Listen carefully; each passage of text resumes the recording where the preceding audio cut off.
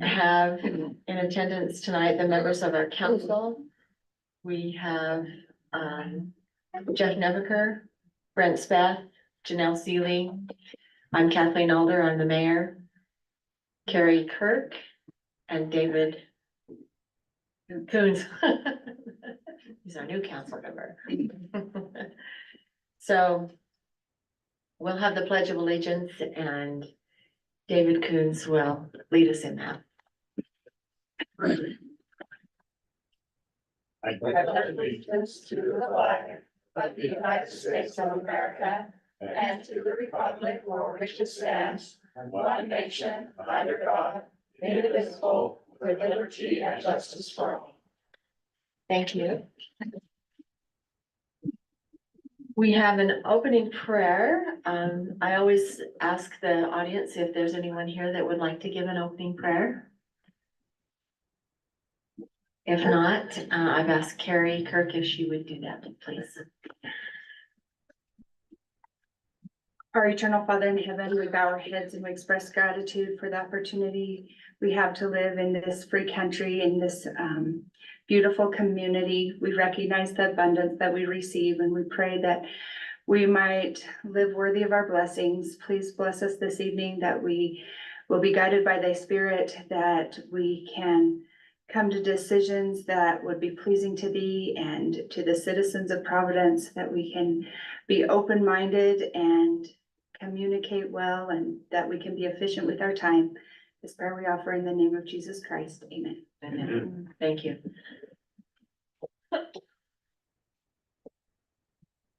Okay.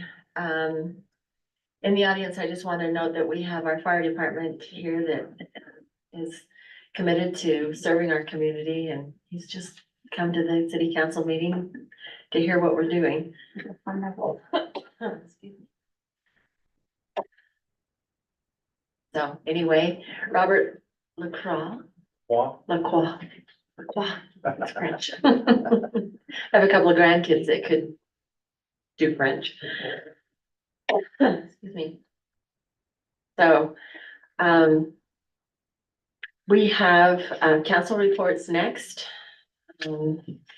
So David, how about if we start with you? I'm gonna get a drink while you do that.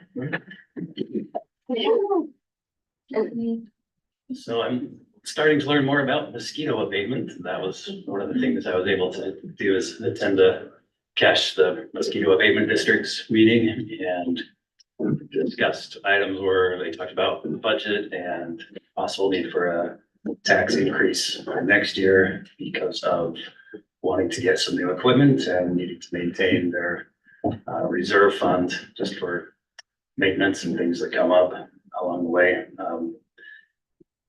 Part of that was just learning about the new equipment they want, buying, what was it? Carburetor fed machine versus fuel injected. And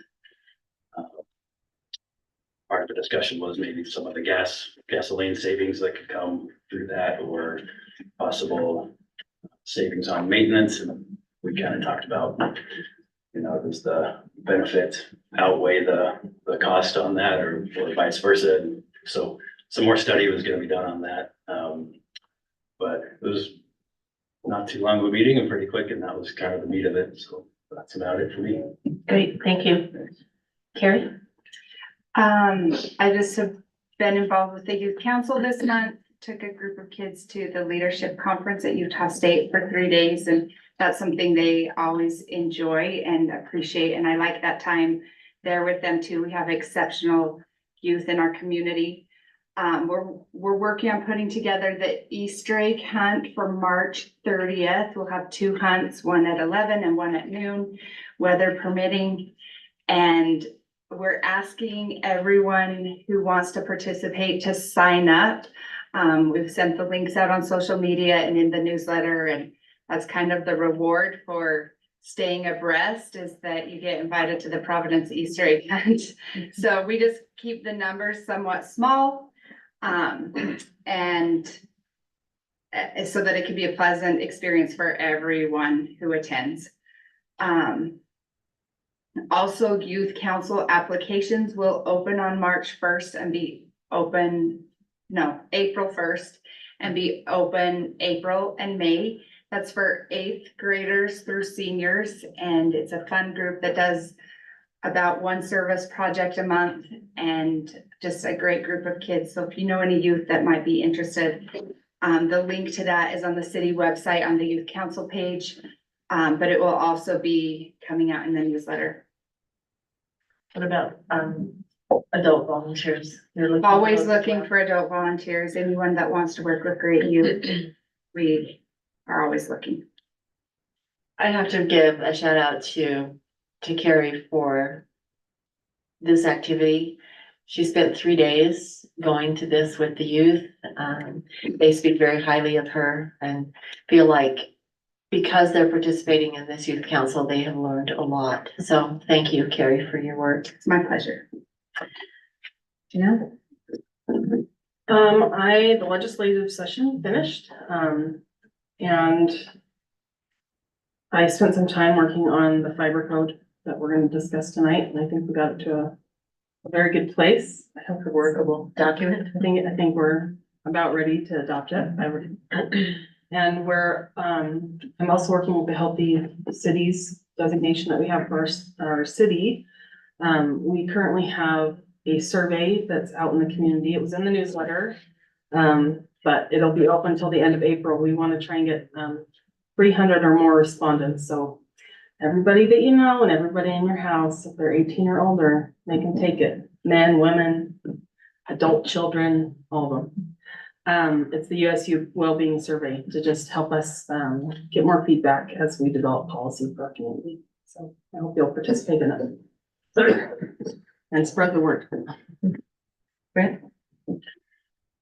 So, on April 18th at 10:30 in the morning, you're gonna have an earthquake. My prediction. Anyway, it'll be Utah Shakeout. And you'll participate in the shakeout. Now, a lot of you guys will be in St. George, and so it'll be a problem for you. And I hope you'll be able to get home.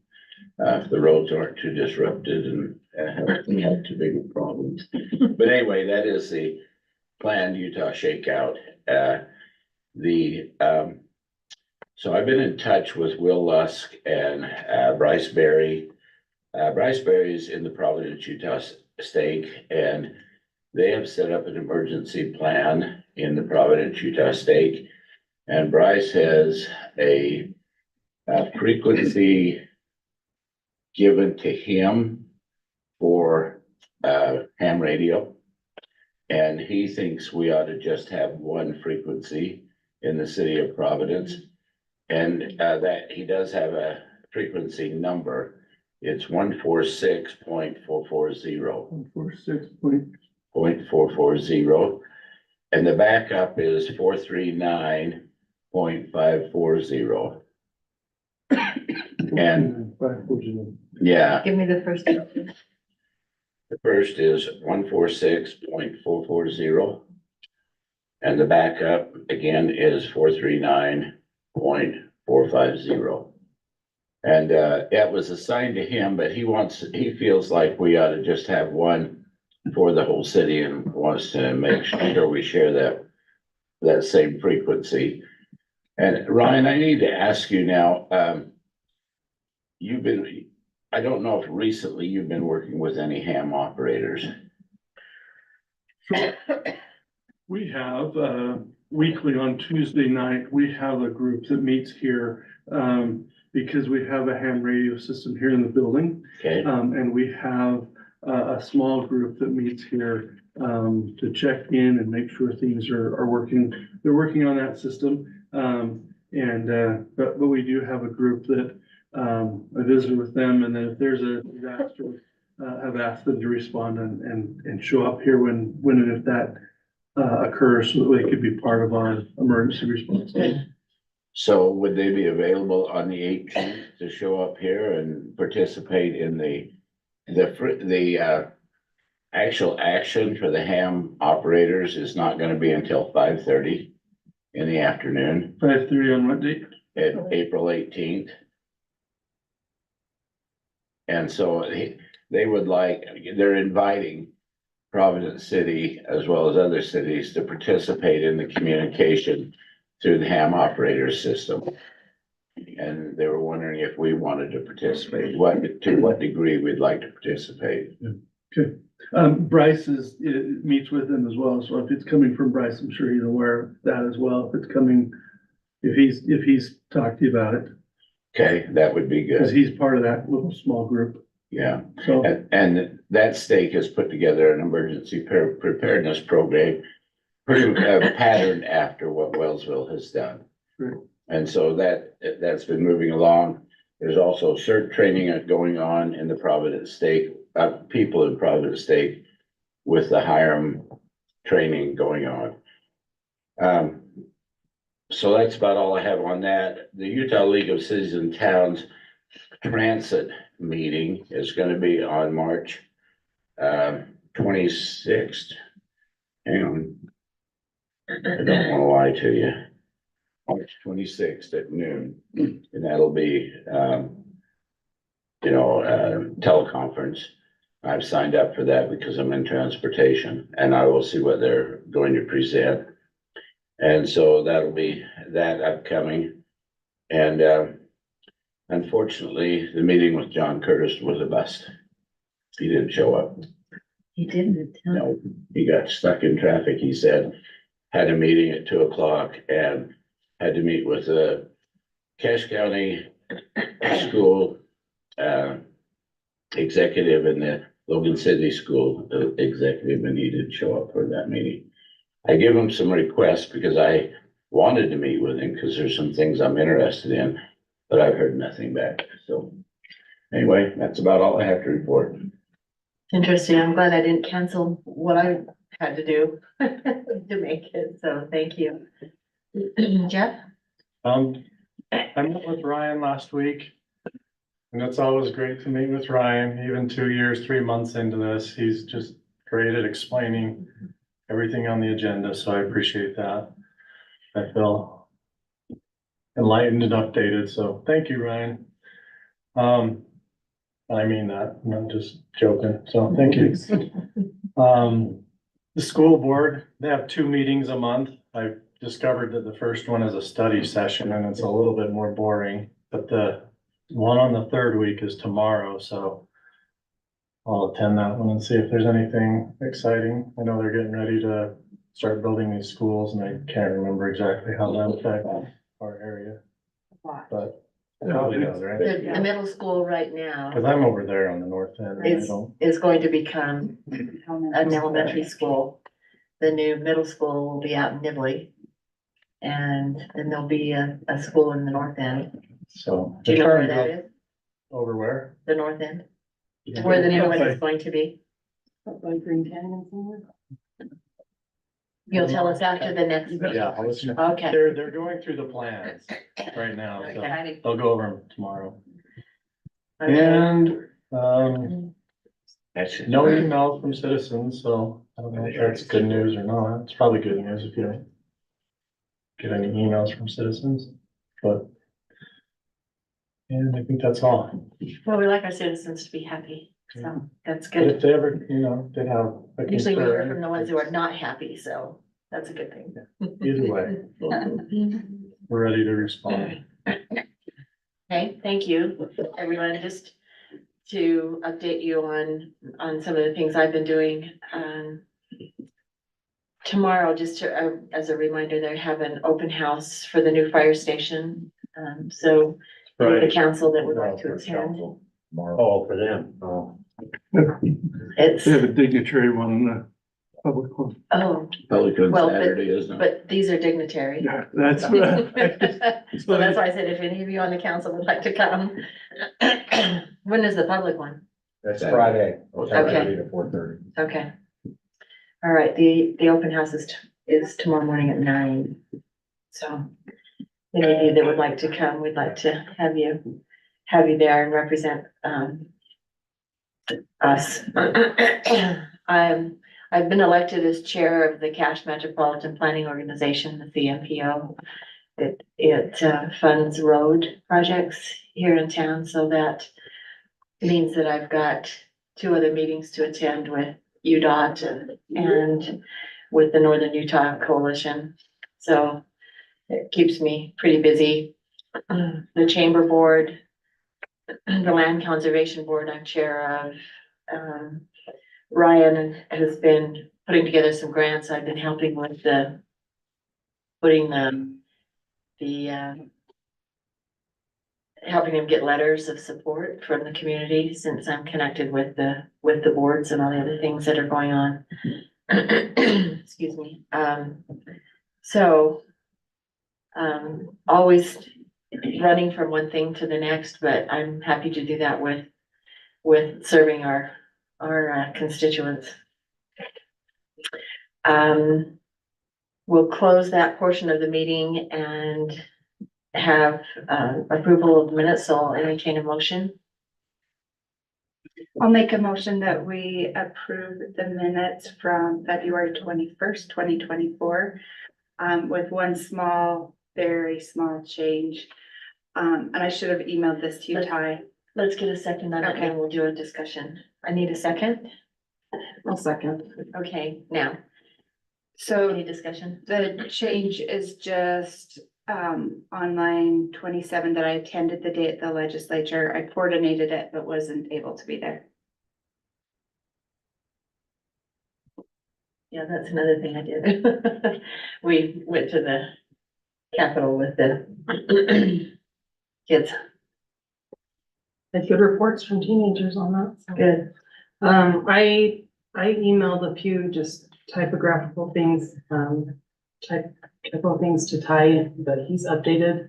But as far as content goes, on line 48 to 49, it kind of implied that the Blacksmith Fork Irrigation Company was gonna stream their meetings, but that's not what I intended for it to mean, but I'm looking forward to being able to stream to these TVs when we get our equipment updated, so.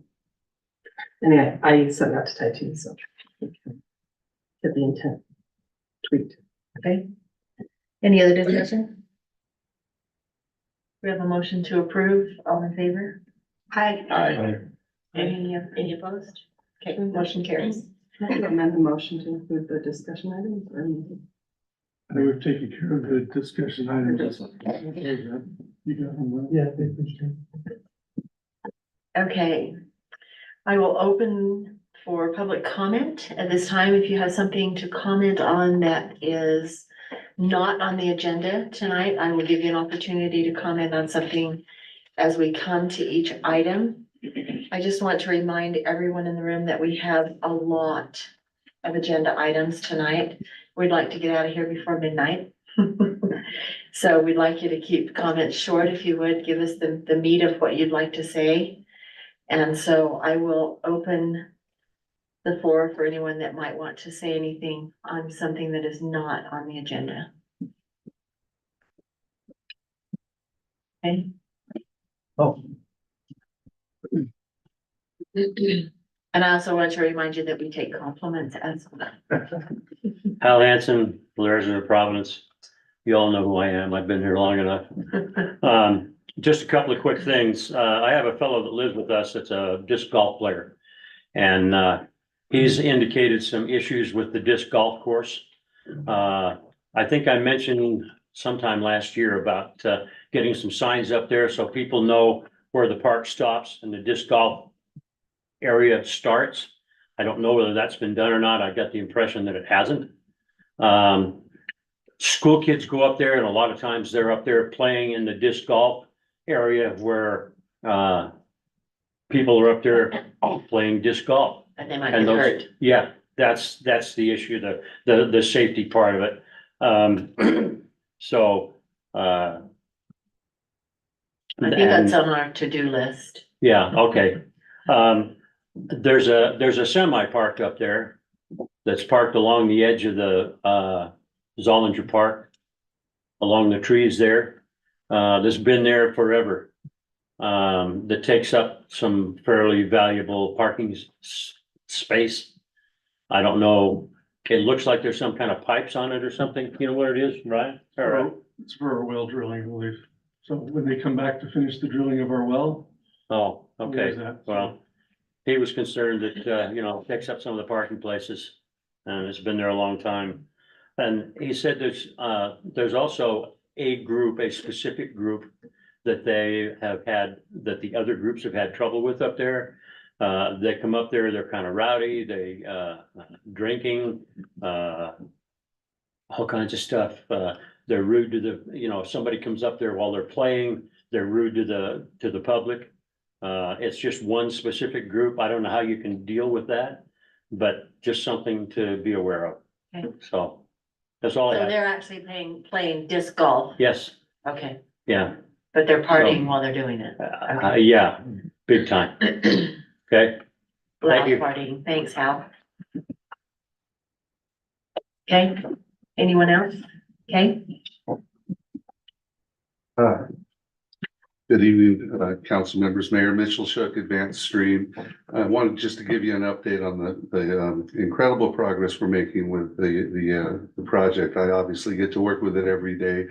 And just left Ivan Christensen's home. Coach wants me to report that it's fantastic. He loves it. He's very grateful. He's getting a little tutorial in the evenings for cord cutting. And something I set aside a couple hours every day to help the seniors mostly that want to cut the cord and learn to stream. And I still learn something every day on this project. I've learned about Fitbits now, and I've learned about Ring doorbells. They're part of a police program where communities can subscribe to share their content. So if a package goes missing, or if a car is broken into, or if somebody forgets their way home with Alzheimer's or something, these community police projects using the technology, the Ring doorbells, can help solve crime. So it's the safety of our community. But today this past week, we've probably set up 3 or 4 more that use just the 5 megabits. We're getting into the cobblestone project now, where folks sometimes are on a limited income, and for that $10, all they need is the 5 megabits. And it's surprising how many people can really get by with just the 5 megabits. So there's a lot of that happening. We are dealing with Deer Creek. Now, this is an old issue in America that we've been fighting that battle for many, many years. But what happens is the incumbent monopolist will pay a door fee, and they'll monopolize an apartment building, multifamily dwellings. 30% of Americans live in these types of housing, and they're subject to, unfortunately, monopoly pricing. I happened to just meet a fellow here today that lives there. He's paying $85 a month, and he has no choice on how to get his internet. He's held hostage under $100 door fee. That's a typical fee that they'll pay to projects. So there's a contract, and I've made an overture to the manager, and we're talking to them now. We're going to find out if they're in compliance with the new FCC rules that prohibit that. The President Biden has finally appointed a 5th FCC commissioner, so the deadlock is now broken. They're already taking comments on this subject to make sure that the loopholes are closed. They've already made it illegal, but there's been loopholes. And so now I think we'll have success at Deer Creek. I hope that we'll be able to get, those are the lowest cost residents to install. It's really the low hanging fruit. It's just a conduit down the top of a hallway, and they drop a gateway into each home. And then those people would have a choice. I bet a lot of them could buy on the $10 utility fee. So that's my next mission, is see if we can't get some traction in a friendly way with Deer Creek. And I think that pretty much concludes the overview of the success of our project and the wonderful partnership that we have with the city. We're looking forward to getting it to That's everybody. great. So use it or lose it. thank you. Thanks, Mitch. Okay. Having no more comments, we'll close that portion of the meeting. We have, item number 2, CAPSA.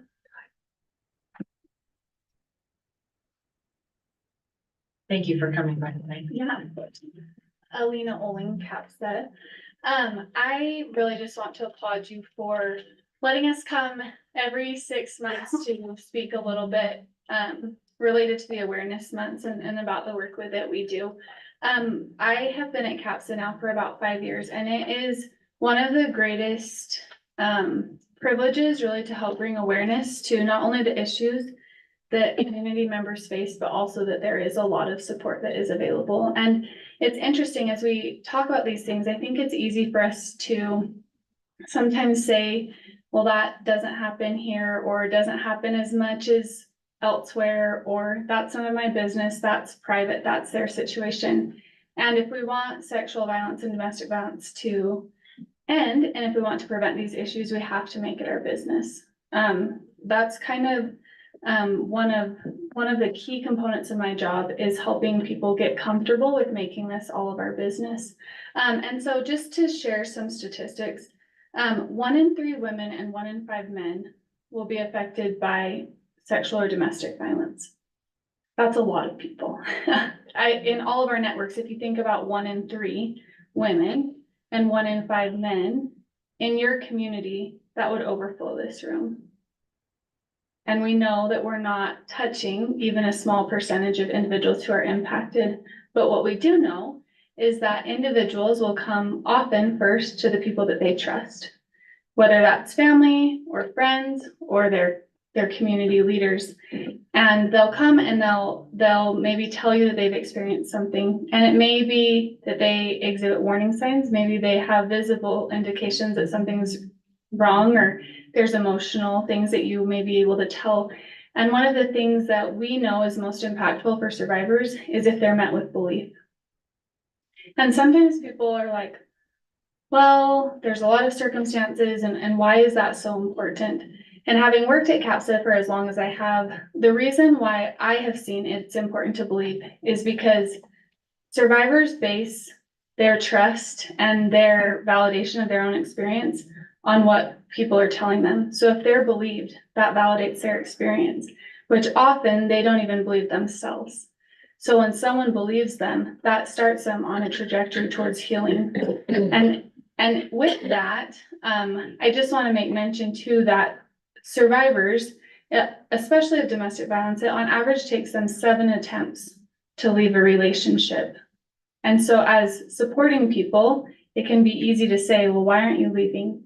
But they understand the complexity of their situation more than we can or could. And so when we believe them, we open a door of trust where they can come and talk to us if things aren't right. Now with that, I know that it's hard to be a supporting person. That's a lot for anyone to bear. And so our hope is that when people come to you or you notice that something isn't right or there's something amiss, maybe it's a youth in your life or maybe it's an adult or a friend, that you will refer them to CAPSA.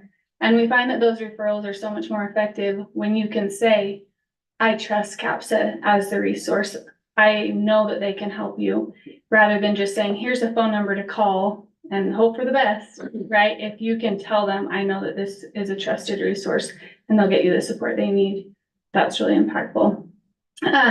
So April is Sexual Assault Awareness Month, which is why I'm here. So I have our impact reports, and you may have gotten these, but I will leave some. And on the back, there's a sticker, and it just invites you to take the pledge that you'll start by believing when survivors disclose sexual assault to you. This may seem like a small thing, but there's an option on there to write a note of hope to survivors, and we share these with the survivors that we serve, our caseworkers, when they respond to the hospital for forensic sexual assault examinations, or when they're meeting with caseworkers in their office. They share these messages of hope. And for individuals who've experienced these things, to know that their community believes them and supports them makes a really big difference. Additionally, that's more of a quiet show of your support, but on April 26th, so the last Friday of April, we're doing Denim Day. Is this familiar? Have any of you heard of Denim Day? So we encourage you on April 26th to wear denim, spread the word to wear denim. It's one way that we can show survivors that we support them. There's more information about the history of Denim Day on these cards if you scan the QR code. But wear denim, take a picture, share it with us, and so we can create kind of a network and a public show to survivors that we are aware and believe them. I will actually leave these here and you can grab them, but do you have any questions for me about anything in CAPSA? Just a comment, just for the work that you do, I'm familiar with what you do and the success rates that you have. And we're frankly very lucky to have CAPSA in our community and people who are dedicated. And you have lots of volunteers that come in and help you, and Yeah, so we have, last I asked, which was 2 weeks or so ago, we have 82 active volunteers. We have 15 caseworkers. We have 7 full-time therapists. We have 21 homes that we own to transition families out of shelter. We have a 36-bed shelter that's usually full. Last year, we supported 2,677 individuals within our valley, sheltering 327, so. And most people in Cache Valley wouldn't believe that there are that many people that need shelter. No, So no. we appreciate your coming to share that with us, and it's good for us to hear those statistics. It's a good reminder, so. Well, and I would just invite you, if you haven't or would like to, please come tour, come see CAPSA, because that makes the referral so much more genuine. If you can say I've been there and I've seen it and I know people there who will help you. So I will leave these, and if questions come up, feel free to call. Yeah, go ahead. How do you interact with the CJC? We do. We interact a lot with the CJC. So CAPSA is a completely confidential agency, with the exception of if an individual is experiencing child abuse. We obviously have to report that. In the state of Utah, we're all mandatory reporters, as well as if someone is going to harm themselves or someone else, that has to be reported as well. So any youth who are victim of sexual assault, we refer to the CJC, and then we often will kind of share in the case and work with parents or those types of things to offer more comprehensive support. Thank you. So, yeah. I just recently had the Relief Society president in our ward have a presentation by CAPSA and the Family Place and Little Lambs, and they were blown away. I mean, they had no idea. So this is for women who had no idea that that was available in our community, so. Yeah, and that's common. We've been around for almost 50 years and people just don't know we're here. So. Thank you for the work you do and for coming to tell us. Yeah, of course. Thank you. We'll go on to item number 3. Item number 3, Providence City Council will review, discuss, and may take action on an ordinance that creates new city code regulating the city's fiber optic network. So, Ryan, would you like to? I can, or Janelle can, so Janelle. either one. Janelle and Janelle, did you I- wanna take it or you want me to? Look at her We can excitement there. tag team if you All want. right, well, contact me. Scarlett and the mayor and Ryan and I met last week. Worked over this code for 4 or 5 hours. But a lot of the things that we changed were a lot of the definitions we updated, and just eliminated things that we didn't feel were relevant to our system. And made it pretty clear that, this distinguishment between the infrastructure and the wholesale services that are provided by, internet service providers. So hopefully we made that pretty clear. I don't know, what else you want to add? No, I think that's good. So Overview. if you look at the document that's included with the whereas, and the resolution, just an understanding of the document, the entire code is new. But the changes in red are from the previous, time that this was there. This is kind of the changes from that. So this would be reflective of things changing from the original presentation, to current presentation. So that's why there is red, but keep in mind that all of this code is actually new. So that would be just a clarification. But yeah, we updated definitions. Some definitions we found, we didn't need to include because they're common definitions. And we Some made, of it was just duplication too. yeah, and we made sure that we removed anything that wasn't specific to owning a fiber system.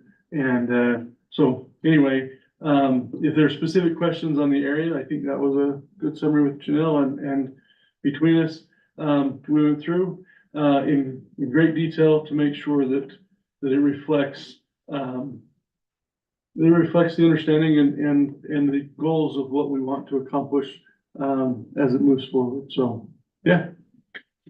Any questions from the council for us or anywhere else? Okay. Okay. Um, if we have brief comments from anyone, I will take that. Brief. Okay. Mitchell Shook Advanced Stream, and I just want to say that I'm overjoyed by what I see here today. It's incredibly better than what was first proposed. We're in uncharted territory. You're witnessing the creation of a new utility, and that hasn't happened for 140 years since electricity. So this is like a declaration of independence. And sometimes when I'm in the presence of our city manager, I'm in awe. I feel like I'm sitting with Benjamin Franklin, and I've told him that, it's just these are those kind of oppressive moments. And also want to thank, David Coons for taking my lengthy call and getting a little bit of the broadband religion, and I will be your broadband religious advisor, Councilmember Coons, and any of you that want to drink the Kool-Aid, because it's been my life's work. And want to get each and every one of you on the same page to understand the importance that this project represents for America.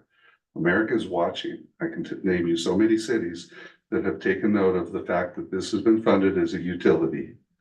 And the utility fee funding of this project is unprecedented in the world, as far as I know. And we're in 21 cities in Utah. People pay when they use it. You bypass a home and they're not part of it. And I sent you, as part of the comments on this, I sent you the Garden City, the Attorney General's opinion. They looked at the law of the Garden City fee on the water fee and noticed that parcels do benefit, even though if they don't use water, even vacant parcels. And this project has benefited even those that aren't using it, and it raises everybody's property value and provides so many benefits indirectly and inadvertently. So, we're not going to get to the fee today, and I think it's appropriate that we wait. We bring it in the last of the availability. Once it's available everywhere, I think that that would be the time to look at that. I think this is perfect. And again, thank you for all the hard work you've done on this. I know how much was put into it. So it represents everything I could imagine. Thank you. Thanks, Mitch. Appreciate your involvement. Mayor, I have Yes. one comment.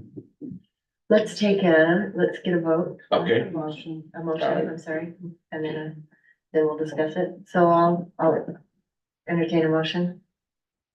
I'll make a motion that we adopt ordinance number 03-2024. Fiber. PCC 712 fiber optic. PCC 712 fiber optic. Okay, we have a motion I'll second it. and a second. Now, any discussion? Go ahead, Brett. I have one on 712-6. Says all rights to access and any rights or privileges arising under the provision of this chapter shall not be transferred to any person or entity without the express written approval of the city. Is that city, or should that have involved the council? The city is generally accepted as the council. Sometimes it is, sometimes it isn't on these ones. We can talk about a couple of possible things that might entail. And that's where, when Janelle and the mayor and Scarlett and I sat down, we went over that one, we talked about it. But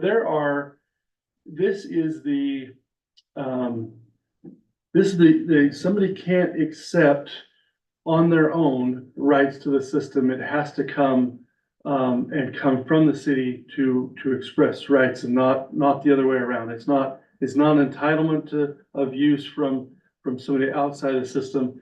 This is providing access to the system.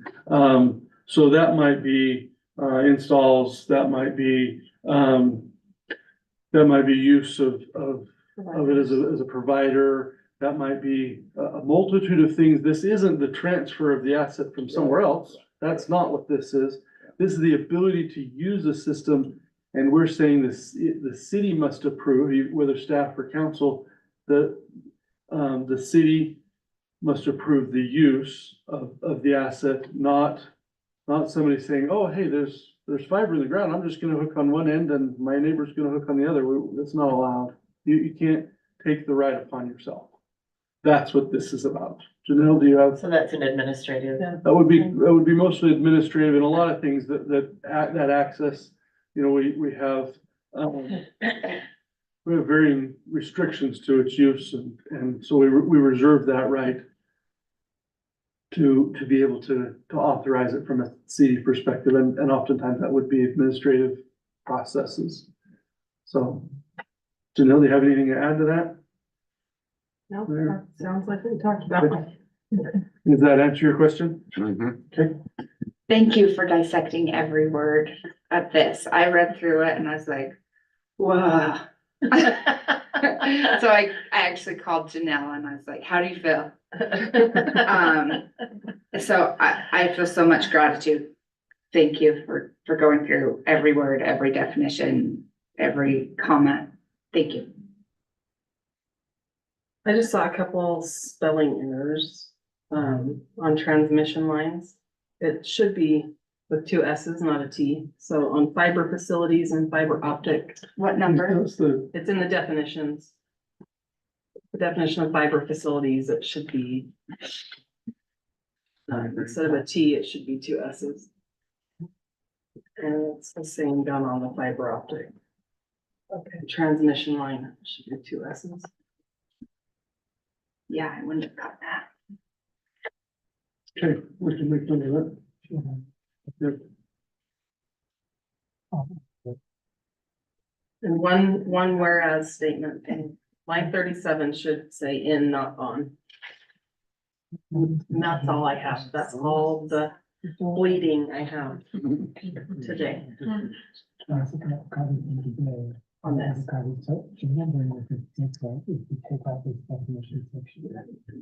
Make sure they got the in, not on. They're still figuring. Sorry. So today or a few weeks ago, we approved the garbage code and I was going through it. In this section, you can see 7-12-3, we have a definition section. But when we did our code update, we took all our definitions and put it, In chapter 1. yeah. So if we look at all our other code sections, 8, 9, 10, 11, 12, we don't have definition sections anymore. Ty, this tells them to go to that. Yeah, Yeah. but the Because other we have a section, lot of people not knowing to go to definitions. so the question is, do we add that in all the sections then? Did we? We don't, like, if we go to Through water. the whole code? Sewer, I yeah, thought we like, updated that, but we didn't. So no, this one's taking it out, but it is referencing, just so that you're aware that it references it in 3, it references where the definitions are at, rather than including the definitions. I don't know what you're saying. I think making it consistent throughout the code would be a good idea to send people back to the definitions. Is that what you're asking, Ty? yes, but that'd be a lot of work. That means going through Oh. each section of the code and adding a definition section, which changes all the numbers. Oh, So consistency would do, he's saying consistency is to strike that. Oh, so we did strike it on the others? Yeah, so on the other On the updated chapters, code less. there's no definition section like there is in this fiber code. Because we have our They own, were all stricken out of the other ones. yeah, I still like keeping it. Because it's not extra work to keep it.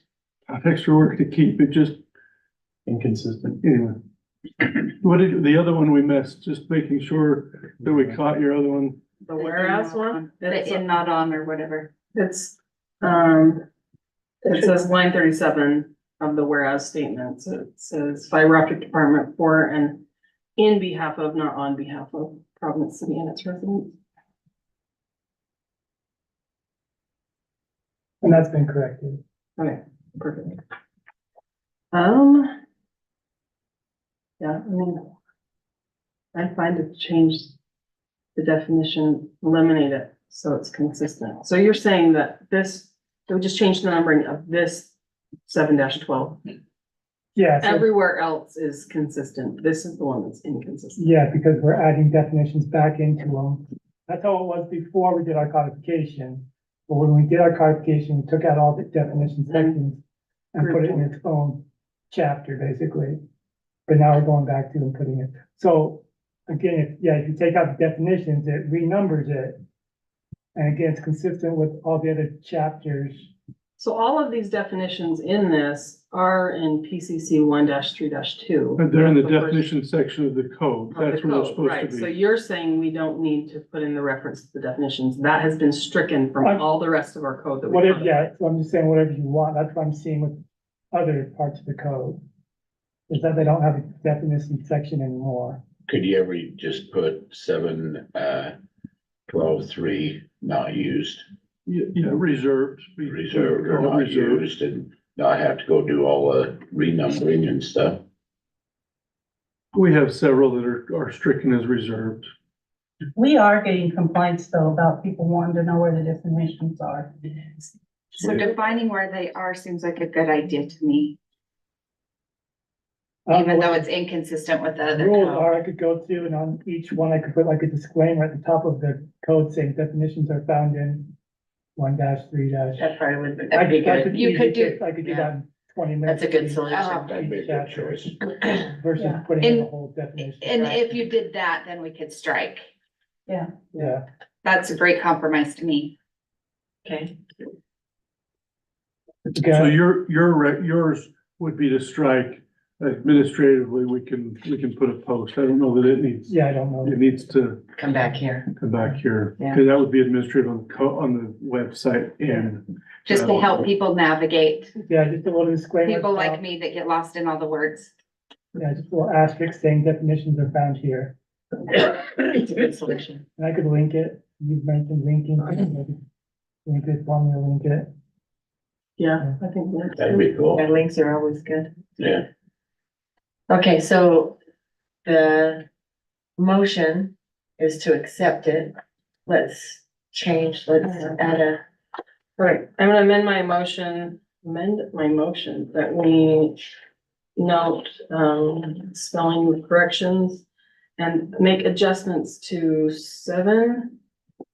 7-12-3, the definitions, to strike that and to add, an asterisk in each of are we the, gonna save that? Are we gonna, And that- So we don't have to change that's that number? part of this one. We'll just, to reference the definitions in chapter 1 of the code, title 1. okay, So so we we could have have an amendment to the motion? Or is that gonna be? That's not part of the motion. No, Not part of the that's an motion. administrative thing, I think. All right. I'll second it. Okay. Further discussion? Yeah, I just think for clarification, so with your motion, Janelle, and I'm fine either way, or is he going to adjust the numbers to strike 7-12-3 and adjust everything else up, or just to hold Put a the place? placeholder. I Yeah, I'm gonna use the reserve for future. Oh, just I think reserve, Reserve it is Yeah. fine, yeah. strike and reserve. Okay. Strike and reserve, yes, let's do that. Okay, we have a motion, we have a second. All in favor? Aye. Any opposed? Motion carries. technically, Mayor, you have approved the amendment of the motion. Is that, or is it? You amended the motion. Yes, Right? Was your motion to amend the motion, or you just amended your original motion? I amended my original motion. All right, we're good then. I wanna make sure we did it. We wanna have to come back into a Well, spot. we don't wanna have to bring it back to another meeting. We're good. Okay. We go on to item number 4, ordinance 04-2024 PCC amendments, Clearview areas and residential driveways. The Providence City Council will review, discuss, and may take action on proposed amendment changes to City Code 10-9, which deals with Clearview areas and residential driveways. Planning Commission held a public hearing on this item February 28th and motioned that the City Council approve the amendments. So this has been to the public. This has been worked on, and we are now coming to pass this ordinance. So I will accept a motion to approve.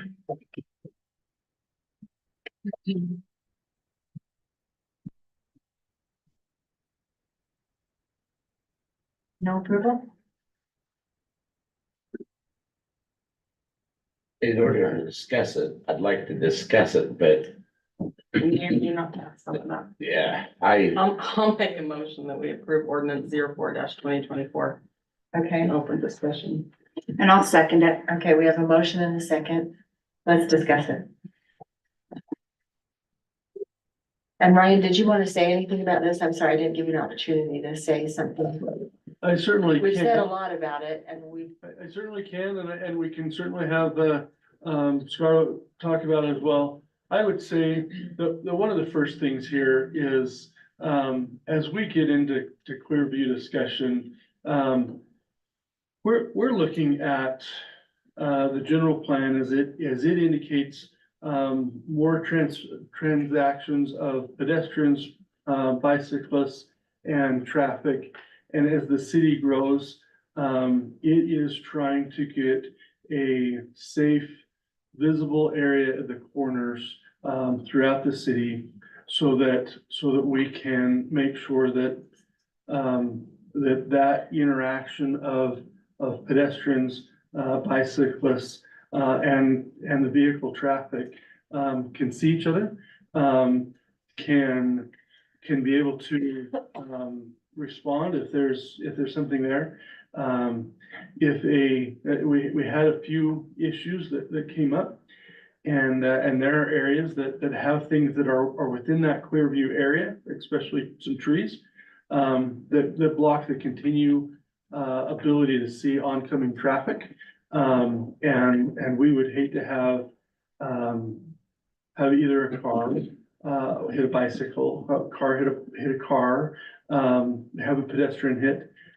This is truly driven by the effort to try to increase safety throughout Providence and to fulfill the general plan that you have set out as the vision, mission, and guiding principles of Providence City.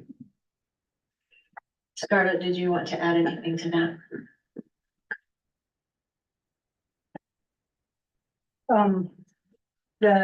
The Clearview part, Ryan described that very well. And it's also a result of, we get numerous complaints during the summer, particularly as the trees and the vegetation grows. Our intersections, we get a lot of complaints about the visibility at the intersections. And so in keeping with the general plan and keeping with the transportation plan, to try and have all types of visibility for all types of pedestrians, bicyclists, vehicles. We tried to clean it up. We're not nearly as restrictive as some cities, but we are a bit restrictive. I will give it that. On the residential driveways, we don't have anything in our code about that, and we've actually been asked by people to look at things for the driveways. So we tried to, we put that in to try and actually help people that are looking at building and their home placement, to try and inform them ahead of time of the requirements for fire safety, emergency vehicle safety. Some of our really long driveways are long enough that they require a 20-foot access for emergency services. So we've tried to put that in the code so that people see that up front as they're designing things, rather than after the fact when they have to retrofit a lot of, actually move their house sometimes on their plans, not physically, but on their plans. So that's kind of where it came from. It's a lot of it really has been driven by resident feedback more than staff just thinking we ought to do this. Other than, I will say, we did put something in there about sight triangles on curved roads. And we didn't realize the impact that sight triangles, that curves have on intersections that are 600 feet away from the intersection, until we did a study last fall, was it, Ryan? I think so. It was right during the time that we started working on this. And we did realize that placement of a home, or a decorative wall or things like that, even though they meet the requirements of the setbacks for that lot. In some areas, they've actually created a visual barrier for an intersection. And so, which resulted, in a four-way stop sign. And which may not be a good thing, but with all of the designs that we're getting with curved roads and whatnot, we wanted to make sure that they are being designed safe and that the intersections that are further down the road will be safe based on those curves. So we're not saying they have to do away with curved roads, but they will have to look at their lot arrangement and make sure that they put lots, and maybe do some restrictions on building envelopes, things like that, so they can still be utilized, but in a safe manner rather than impacting an intersection safety. So that's where it's coming from. Are the complaints you receive mostly due to visibility issues, or are you aware of any actual incident or accidents that are kind of driving this too? The complaints that I've received are mostly due to visibility issues. I don't know if an accident has resulted of it. I've been told about a lot of near misses. That's usually what I get, is a frantic phone call from somebody that pulled over after they just went through an intersection and nearly got hit. And it was because they couldn't see the car that nearly hit them, couldn't see them because of the tree or the weeds or whatever, the shrub, whatever it was there. So I honestly don't know if there's been actual impact as far as accidents, but there have been quite a few near misses. That's my same experience. Question. Okay. Carrie, were you gonna say something? Go ahead. Yes, mine's just very brief. I just listened to the planning commission today and I actually sent an email to Ryan and was like, what do we do to give these guys a raise? Like, they are so thorough as they go through, and if you take time to listen, you know, to their thought process, I just put a lot of value into what they send to us. So thank you. Thanks. And I was serious about the raise, because the work they're doing helps us so much. And so listening to them go through this and considering safety is paramount, I'm sure I'll be happy to listen to other feedback, but I just thought safety is priority. Like, these old trees are so lovely and we love them, but we love our children more. Okay. Janelle? Oh, it was, Brent has a comment. I too want to thank the planning commission because I know they put a lot of effort into this, and Scarlett hours and Ryan hours, and I appreciate this. I just had a couple of questions that crossed my mind. In the drawing that you have here in the ordinance where it talks about this curve up there, I'm just wondering if we got it, not that one, the next one down. I'm wondering if we got a issue with the angle coming into an intersection in the subdivision part of it. Should that extend further straight as you access an intersection versus coming in on a curve? Now, maybe we don't have many more coming ahead of us, but it looks like to me, if this is an issue, and as I've just seen the lines there, I'm just wondering if we got an issue that ought to be addressed as we design a subdivision. Should it be extended, I don't know, a couple of 100 feet of straight road before you hit an intersection, so that it isn't blocked, and especially on our hills as we come around curves, come down. I went up and drove that one tonight and to see what the issue is. And you know, if you come down with the anticipation of stopping, it's not a big deal. But if you come down with the anticipating that you're not going to have to stop, or you're going to be able to roll through the intersection, and that little post in your windshield can cover a vehicle coming down the hill at the same speed you're traveling and it's traveling, and first you know before you know it, you're both out in the intersection. This is one of the concerns that I have. I don't know if that's possible, and it's just a thought, okay? My next thought that I come to ask is on this triangle, clear triangle. When will this go into effect? Is this going to be retroactive throughout the city? Is this going to be new development only? Tell me what you're planning here. Yeah, I think some of both is intended. We don't have a plan as a staff. We don't have a plan nor have you given us a budget to go out and make every corner compliant with a new ordinance. So we'll evaluate and budget for improvement. And it would be step-by-step improvement as things progressed and as we found there were concerns and needs. It would be compliant going forward for all new ones. We would ask that they be compliant at least going forward. But there is some need to correct some of the dangerous intersections we have. And this would give us an ability to be able to do some of that. And we would need that ability. So if passed, it does have wording that does allow for correction of current dangerous situations to meet this. My concern, from what you said, is yes, on city property, we could give you a budget to take down trees at the ballpark.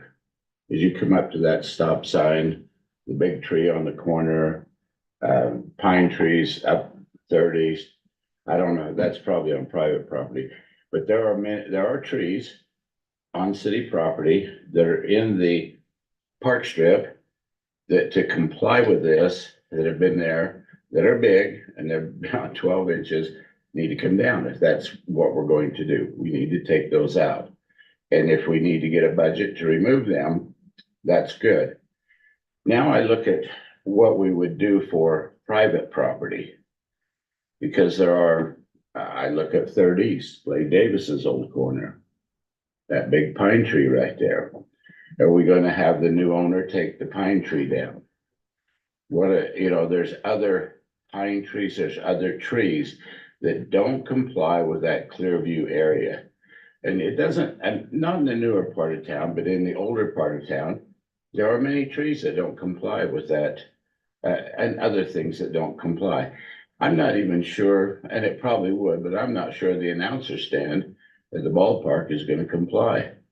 And when you have it drawn 30 feet from the sidewalk back each way and draw a diagonal across, I haven't measured it. I guess the question I have is, it seems to me there's enough variations in the city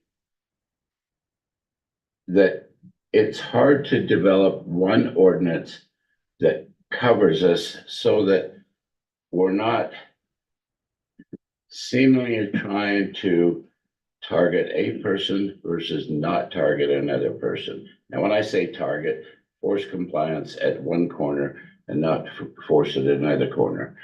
The other thing I question is the type of intersection.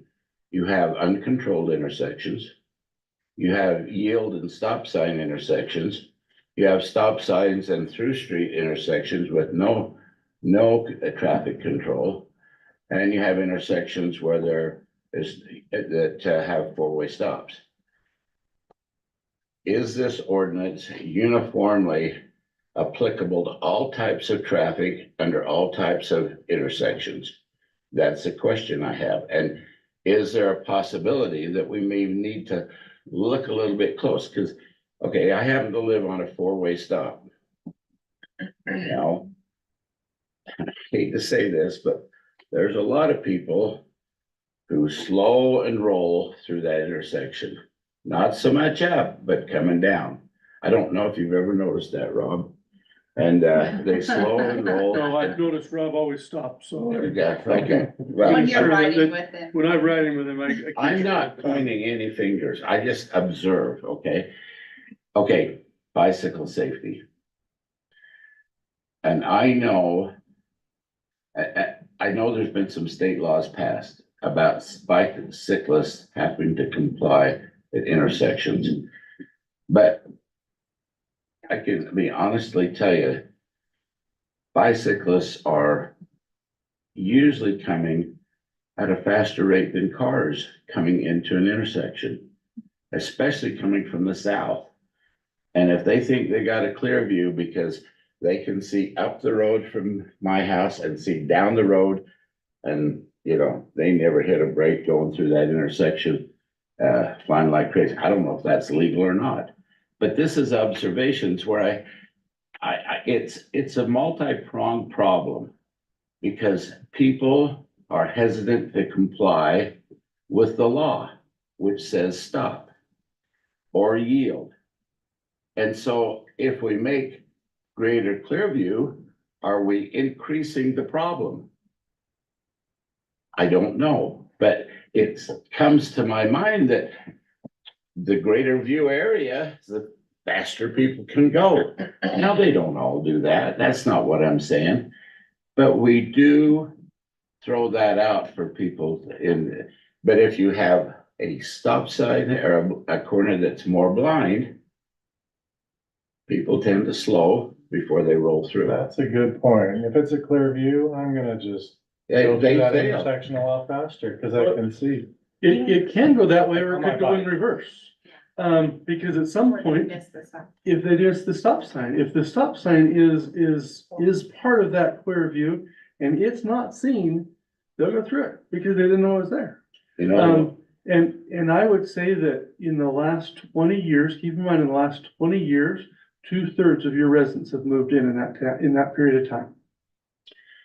Well, but, okay, so if you're a driver and you travel the streets of Providence, you have an obligation to learn the streets and where you need to stop. That is a responsibility you have when you move into a community, is to know your community and what the rules and regulations of your community are. A stop sign is a rule, a regulation of your community. And so you have an obligation to learn that. Now, speaking of stop signs, one that's a little bit obscure is right at the ballpark. It sits quiet over under the tree. It's not blocked. But if you were just coming into the community firsthand, you might miss that one right there by the announcer's booth. You're coming up that street. And I've seen it missed a few times. My point is, it's more than a one-pronged problem.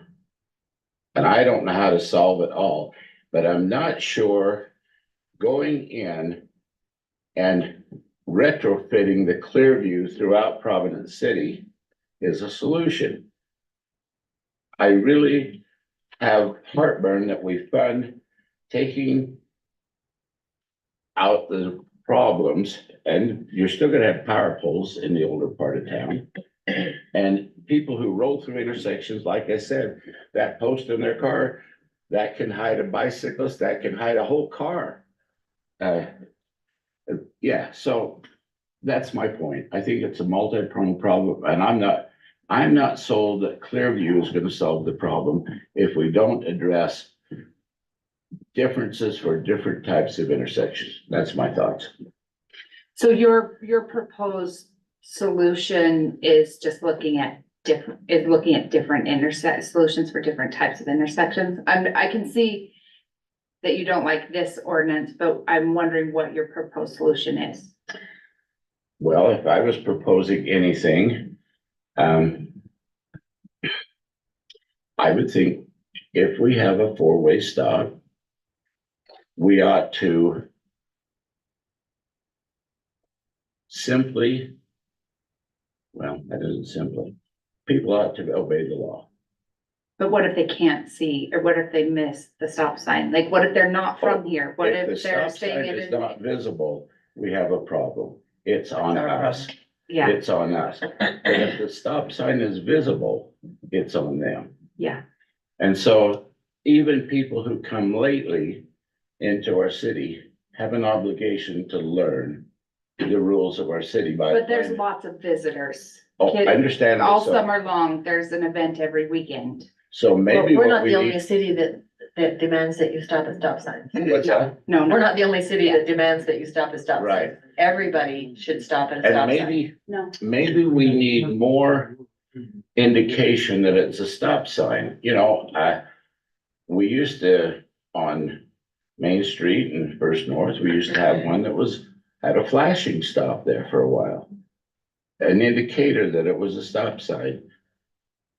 Are there other ways, rather than sticking a stop sign over against the ballpark, to indicate that there's a four-way stop at that section? Do we need a crosswire hanging with stop all the way around it, flashing red? You know, I don't know. That's the same problem up on the hill. I don't know if that's the solution. But I'm not so sure that cutting down the trees and moving everything back and I really worry about private property. That's gonna cost people money. You don't take a tree down very cheap, especially one that's been there for a while. I mean, they're $2,000 or $3,000 or more. I don't know, Rob, is that correct?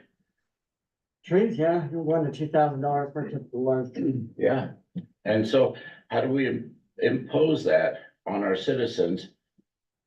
That's why my question, how retroactive do we enforce this? So these are things that I don't think, I think the ordinance is great. But it doesn't seem to solve our problem, I think, for some other areas of town. That's my thought. I don't think it's intended to solve all of the problems we have, but it is an attempt to work towards adding solutions. Obviously, we represent you. You give us what you want us to do. You want us to do 3 intersections a year. That's what we do. You approve the budget of what the city's gonna do. If you want the city to cover cost of those intersections, that's your decision to do and to be able to dictate down. This would be what the council chooses to do and the speed at which the council chooses to do that. That is all in your hands, and in the ability of speed of implementation is a function of budget, and that is fully yours to approve at whatever level that would mean. If we need to talk about, how much, and do we pick the top 5 that we say, hey, you know what, the top 5 are the most concerning to us? Maybe that is discussing before we go to intersections. We can certainly have a discussion of which ones. Obviously every plan that we have our transportation plans, we have various plans. As we add and implement those plans, there will be more need for different ones, and as they fit to those planning, I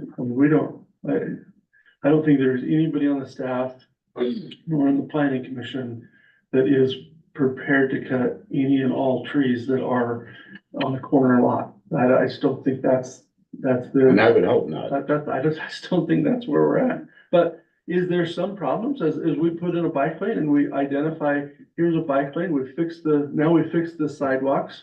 We have fixed over 9,000 trip hazards. We've put in over 14 miles of bike lanes. And our population continues to increase and grow. Is there a need to solve some problem? I don't know the answer, and I'm happy to take whatever guidance you have. We've gone through the planning commission and proposing solutions. Whatever one you like, Brent, we're happy to take any things that are. It's not just me. I think I'm trying to represent the community out there. And I think going forward, it's a good idea. I'm worried about what's already existing. And I would like to see somehow if we have a concern that people can't see stop signs, maybe we rethink how we put a stop sign up there for them to stop. An alternate way of warning them that it's a stop. I've seen it in other cities, a red flashing light. You know, there's other means rather than sticking a stop sign on the edge if we have a concern where we need people to stop. I don't see this ordinance as a stop sign problem. I see this as, let's raise awareness about blocking the sight of people who are driving and riding bikes. I don't know, I saw this as a safety thing as opposed to stop signs and getting people to stop. The reason people don't stop at stop signs many times is not because they don't see them or know they're there. They're in a hurry and they slow down and they speed through. That's the problem. That's my thought. Unsafe drivers would be the problem, and there's probably some other ways to And that's the Scarlett, you- multi-pronged problem. get people to And we're not gonna solve slow it down. with this totally, but Right. this is a beginning.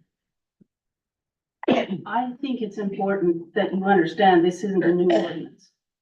They haven't been supposed to put trees that have trunks over 12 inches in clear views for over 50 years. Now, Scarlett, I'm not that old. I was out there when they were 8 and 10. I know. And that's, You can't even buy a tree that grows that big anymore. so that's part of the thing. That's why we said, let's just say no trees in that Clearview area, because even the trees that have thinner trunks, unfortunately, people are not diligent about keeping their trees trimmed. And they hang down and they disrupt people being able to walk on the sidewalk. Not just because they can't see, but because the trees are hitting them in the head if their limbs are too low. So but that's been in place. That initial Clearview has been in place for a very, very long time. So I agree with Ryan. We do have corners all over, and with you, Brent, that we do have corners all over the city that have old trees. Some of them have lived their life. Some of them need to come out because they're not what they should be. But we don't want them to put new ones back when they take those out. We want to eventually have it so that people can see where they're going, no matter what they're driving. And the thing about it is with talking about what kind of landscaping could go with what kind of intersection. How many intersections did we change, Ryan, with our transportation plan?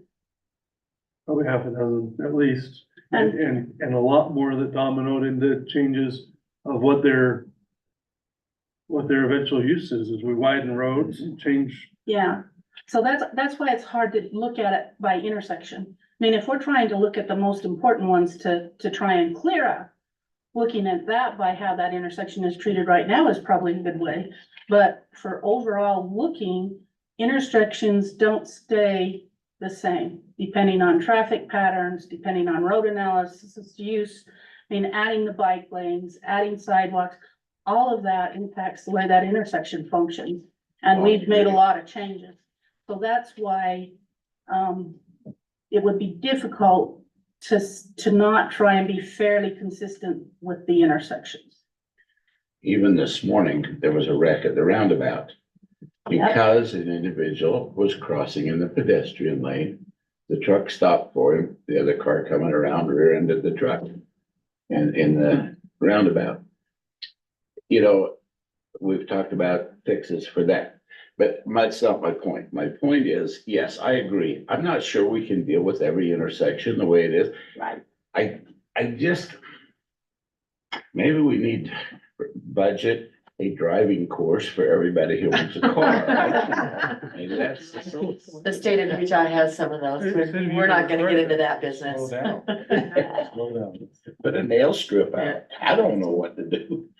I don't know. It's a multi-pronged problem. It is, and we can't solve all of those, but we can begin. So my only question is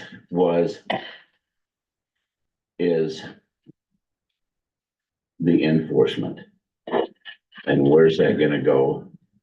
And I don't know, I guess we don't know where the enforcement's gonna go. I hope the enforcement is at the intersection that prevents the next whatever accident it might prevent. And whatever that one is, I don't know. I don't know where it is. I'm hoping that we have some before that occurs. And as we do everything, we base our actions based on traffic volumes, on design of road. When we widen a road or come and address, changes in that. You know, I think a full retroactive is just not in the cards. I mean, we're stretched a bit as we are as a staff, so I can tell and promise you that a lot of this becomes complaint and problem driven. But this puts a tool in the toolbox to be able to help to improve safety. This is not the entire toolbox. I can promise you that. This is one tool that may help in a particular situation.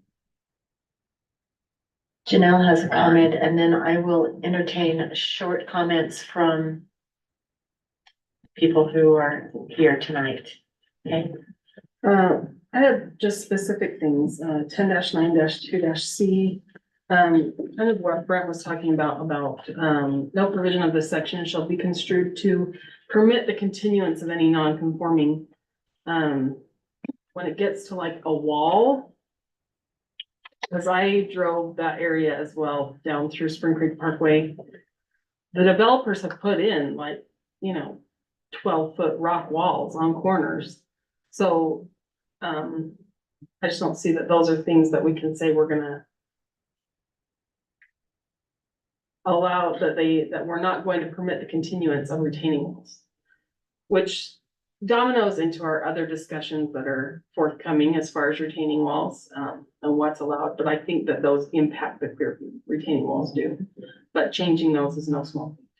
So allowing those to continue, I think it's like line 21 where it says we put in a wall. Like I see you're specific about like vegetation. I think those are things that we're not gonna permit the continuance of vegetation, right? If somebody takes down a tree, that they don't perpetuate that and plant another tree within that clear view that's established. but this gives us the ability to say that. Right, but I'm just saying for a wall, I'm just not really sure that we're ever gonna get to that. That just has to be grandfathered in where it is. You know what I'm saying? I think a wall is gonna have to be grandfathered in. Well, that's my opinion, but you can take what you Or want. if the wall comes down, it doesn't go back up. If the wall, on the shakeout, on the 18th of April, the shakeout, the wall comes down, it's not going back up. At least not without like the terracing to maintain clear view, which would be a maximum of 2 feet based on the graphic. But we'll cover that in the next thing that we talk about. Right. The other piece that it talked about was, within the clear view, you can only have up to 24 inches of vertical protrusions on line 30, which is like a raised planter bed, right? It's what I don't know, vertical protrusion. Somehow I interpreted that to be those. It could be Like decorative monument plants. sign. But you can't have, you wouldn't be able to plant in a raised bed in the clear view, right? Because the bed would. Because the bed would be the maximum height. Right. Unless you have your soil way down, and you wanna put some plants that poke up a little bit. Right, but if it was you cannot plant in a raised bed in clear view. Because I think you'll already hit the height of the bed, right? The raised bed. It's a good possibility you would. There's a high likelihood that you'll hit that. And then the other piece of clear view, well, I think there's a lot of geometry questions. I mean, when you say near a curved, I think it's like line 58. Just one on the 12-inch, you could put a power pole, with 12-inch, less than 12 inches in diameter. This can't be a tree that grows and It can't Well, it get could be a light pole. wider. well, it can be a A light it could be a post light is post. okay. right? It could I be a think light that's post. allowed, isn't it? Right, it could be a light Nothing with post. the canopy. It could be it's not a growing canopy, so there is Right. a flagpole, you know, you could do flagpole or, I mean, they're up to 12 inches in diameter. There are things that you could put Sure. into that. Your shrubs is your top, your side view on your, where's your picture here? Well, I A little think taller than, so then your this, shrubs can go up to 14 feet, you gotta have a clear view 2 area. feet in the top of the 2 feet shrub level. I think it would be worthwhile to include this graphic in our newsletter as like an educational component of spring preparation. Like, you have trees and you're out pruning trees, prune them to these heights. You're out there, We have included them. get out your measuring tape. That's If you my pass favorite, this measuring. one, we will numbers. include it. If this is what you end up We'll passing, include the graphic. then we will include the graphics so that people, that's why we've started putting more graphics and things, is because we found that words are not enough. And if you were you referring to the geometry on like 60? On the curves. Yeah, The geometry on the curves, because it's dependent on the arc of the road. it Right. is. And even when you look in the graphic on 62, I was coming down Spring Creek Parkway. And even though technically they will have planted their trees, maybe it's 25 feet from the corner, maybe not 30. I paced off a lot of corners. And 25 feet was a pretty standard distance that a lot of trees have been planted. I don't know if that was pre-established before or not, but coming around a curve, you would not see that stop sign coming down the hill when the vegetation gets on those trees. Because it's a continuous row of those, which is the same thing with the open work fences. And I have one of those in front of my driveway. Nobody stops at the stop sign because the way that all the posts line up, it looks like a solid fence. It looks like a solid wall, even though it's open.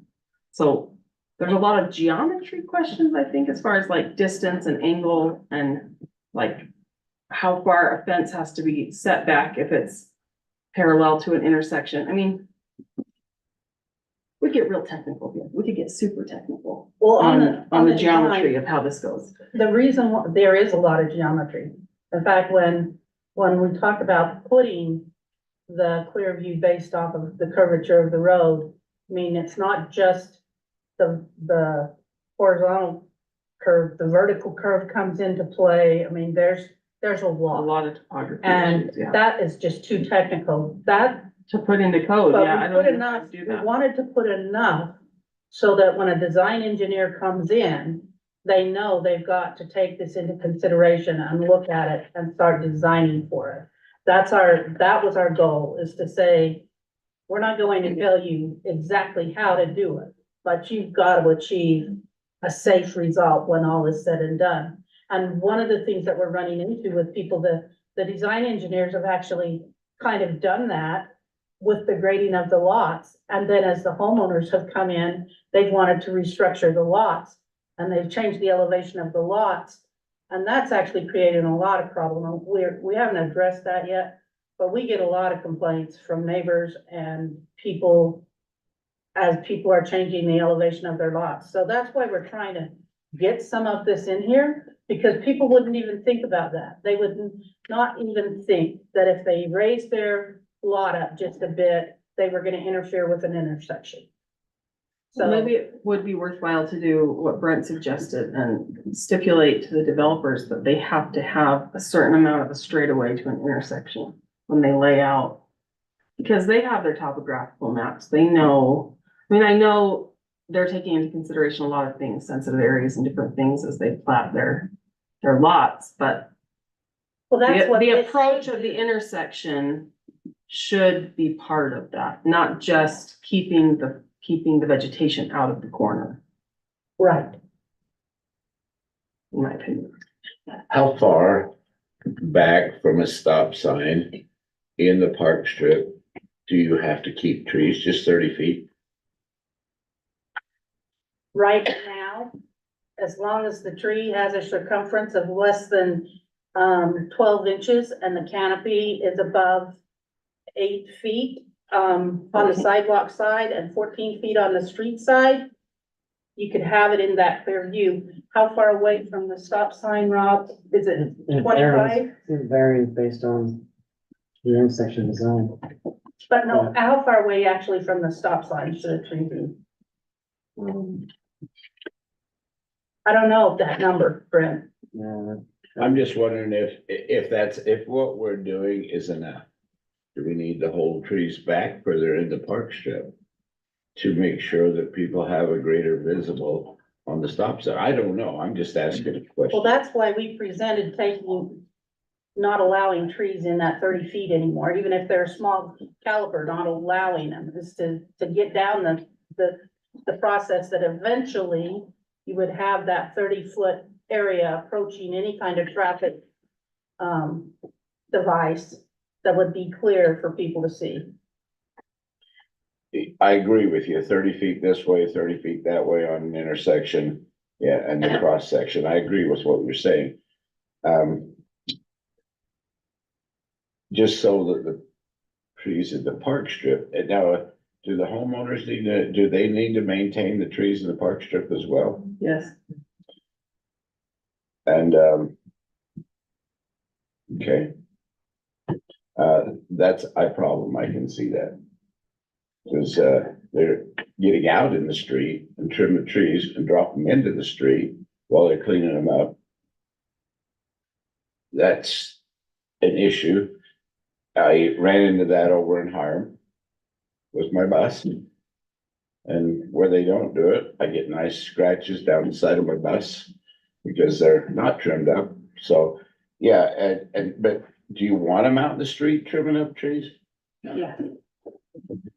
I don't know that I want the homeowners, but I want the homeowners to have somebody out there that can do it safely. And if the homeowner knows how to do it, more power to them. But if they don't, they would need to have somebody that can safely do it.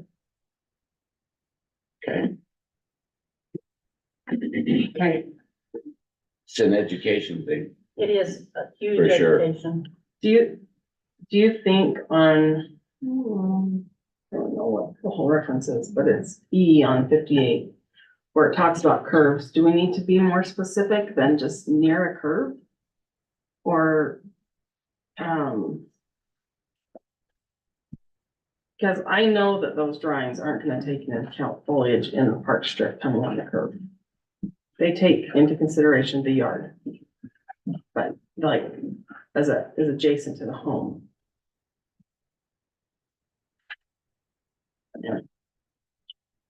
I had one other change that is on the irrigation waters, 10-9-3, So Janelle, yeah. what if we put a disclaimer about the drawings, that they're for illustrative purposes only, and that they've got to design the development and the placement of the homes and the accordingly or something? That would work. I mean, yeah, the drawings are illustrative, they're not a hard rule. Yeah, we could do something like that. I think you definitely have to add a disclaimer to the drawings. On the irrigation waters on line 66 and 67, I think the second sentence should be stricken. It says where said water system resides and terminates on one private lot approved by the city and the water association shall not be required. I know we had that problem at the end of the Blacksmith Fork where the tailwater was going into the 55+ community. There was a lot of friction there, even though the irrigation ended, at, gosh, remind me how your neighbors. Lenhart, yes, Lenhart's property. If we just stuck with the first sentence, changes in any irrigation water system includes the rerouting or alteration of open ditches shall be approved by the city and the associated water company before any alteration or construction begins. Because I think eliminating where they butt into each other doesn't account for tailwater, and that causes some heartache between the two parties, a lot of friction. So you're saying this is problematic between the water company and this, city? Or No, and the the- developer, this is saying that the city and the water association don't need to, Give approval. give approval if if you have an irrigation customer butting up against a non-irrigation customer, basically. I think if there's a transition between the two systems, everybody should be talking. Can I make a suggestion? I actually would love to hear if anyone from the audience has anything to say, but I think that this should be, that we should form a subcommittee and have a subcommittee take a look. You know, I think the planning commission has gotten it pretty darn close, and as far as I'm concerned, I see it as a safety issue. And I think residents need to be responsible for their trees. And for the safety of citizens, I see it as a mother of 5 kids that are out gallivanting on their bikes. But yeah, and that said, I personally would adopt it the way it is. But since there's so much concern, maybe we could form a subcommittee with those that are concerned. To resolve some of those issues. But I still want to hear from people in the audience if the mayor's obliged. Well, I said that we were going to, as soon as we finish this. So I will take brief comments from the audience.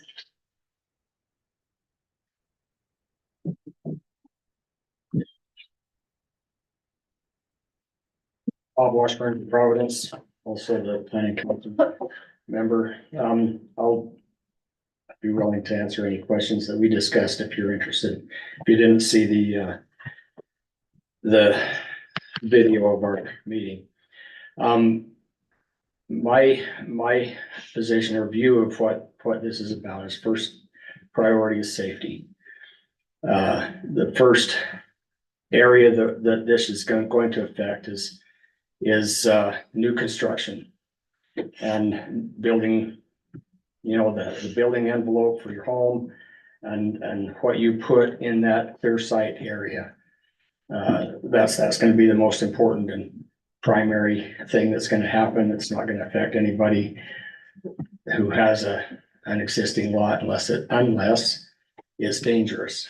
And then the statement says that we're not going to grandfather anything that's dangerous. Is basically what it's trying to say. And so I don't think the idea is to go and take out every tree on every corner. It's certainly not the issue, but where there's a situation where it's dangerous, that would be a priority to look at that, see what needs to be done. I know there are some that don't have trees, but you can't see anything. If you're trying to negotiate, get on to 3rd East from, what would it be? Maybe 1st South. You can't see anybody coming down the hill, and until you're already out into the intersection. And so, I mean, there are situations like that. They're really important to deal with. The other thing I think is the foliage on the trees. When we plant new trees and they're about 8 feet tall and 1.5 inches thick, you know, it seems like it shouldn't be an issue, but when you get the leaves out there, it's the same height as your stop sign, and you can't see the signs. If you've got a new configuration of an intersection, it's easy to blow through the stop sign time or 2 or 3 or 4. If you can't see, oh, there's a stop sign there, but I'm already in the intersection. Those are some of the concerns that we had. We had a lot of discussion about existing trees and lots and things. I think that they need to be taken on a basis of where there's a significant safety issue. And that's really what our intent is. That statement about not grandfathering is really intended to say we're not necessarily going to enforce everything on every corner, but we do want to reserve the right to prioritize a dangerous situation and take care of it. And that's kind of, in a nutshell, my view of what our discussions ended up in our planning commission meeting. So if you have any questions, Thank you. Do you have a question for Bob or? No, I'm just saying if we add on line 22 at the end of the sentence where it talks about construed to permit continuance of non-conforming. The very end, it says interferes with the safety of pedestrians or vehicle traffic where a dangerous and hazardous situation has been identified.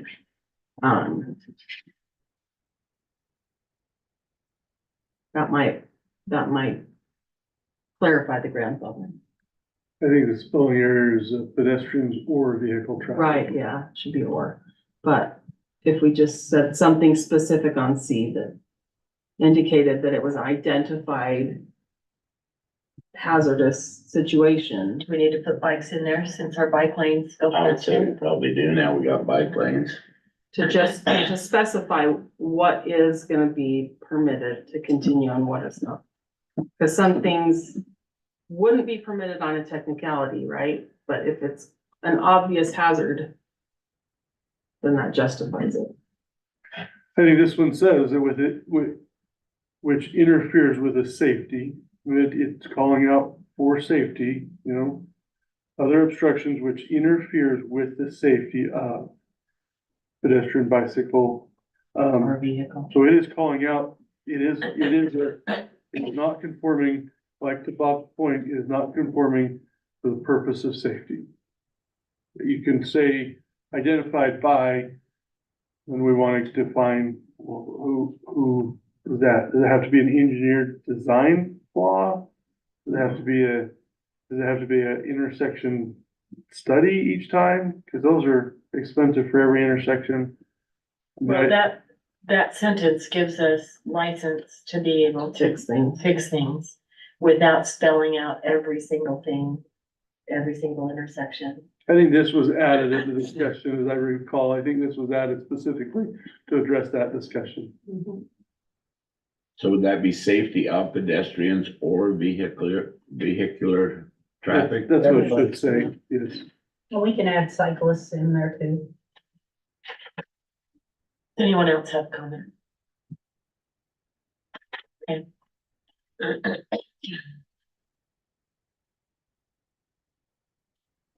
Okay.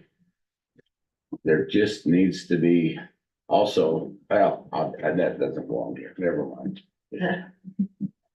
Is it possible to form a subcommittee to continue this? Do we need to? Can we make these few changes to it and make it workable for us? Let's work with it. And then if we need to make changes and come back, we can do that.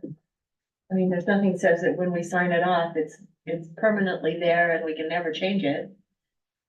I mean, we could try to vote based on the suggestions Janelle's made, and then if it doesn't pass, then do form a subcommittee. I can't remember who made the initial.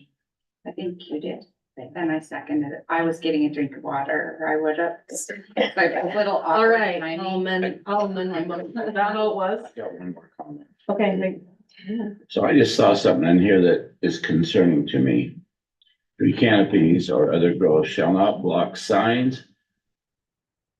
Where are you, Brent? Line number 44.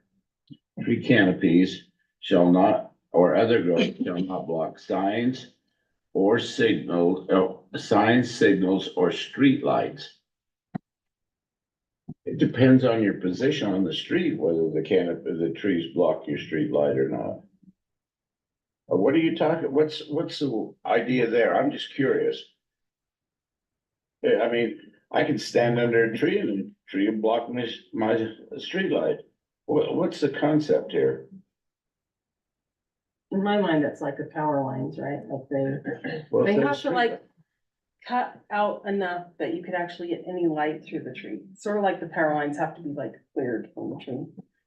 You know, when you drive up 100 South, it looks like somebody took a bite out, Is to that like a clear big enough? ski around the power line. I'm thinking that's what the street lights are. I'm on the sidewalk. Do I need to see the street light? I'm driving up the street. Do I need to see the street light? I'm just trying to get a concept in my I mind. think the clear view is from, that we're defining it from the Intersection. from the intersection and from the traveling side from the intersection of it. I would say it's not from from the house. If it blocks the light from the house, I don't think that's intended here. The whole thing is about safety, and if we read this with that safety in mind, I think it makes sense. My last comment, do we need to include cell phones in here anywhere blocking the clear view? Because I think the root of the problem is the driver not being safe.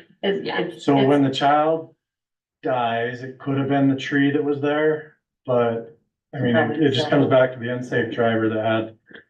There's already Blocking the clear view I think there's or, already laws about. yeah, texting is and it in driving ours here? I mean, I think there's state laws. Anyway. Supersedes This that. supports safety, but I just wanna make sure, It's easier to say the tree did it than myself. right, it was the tree, it was the unsafe driver, but this should help with safety, that's all I'm gonna say. Okay, so let's hear your amendment.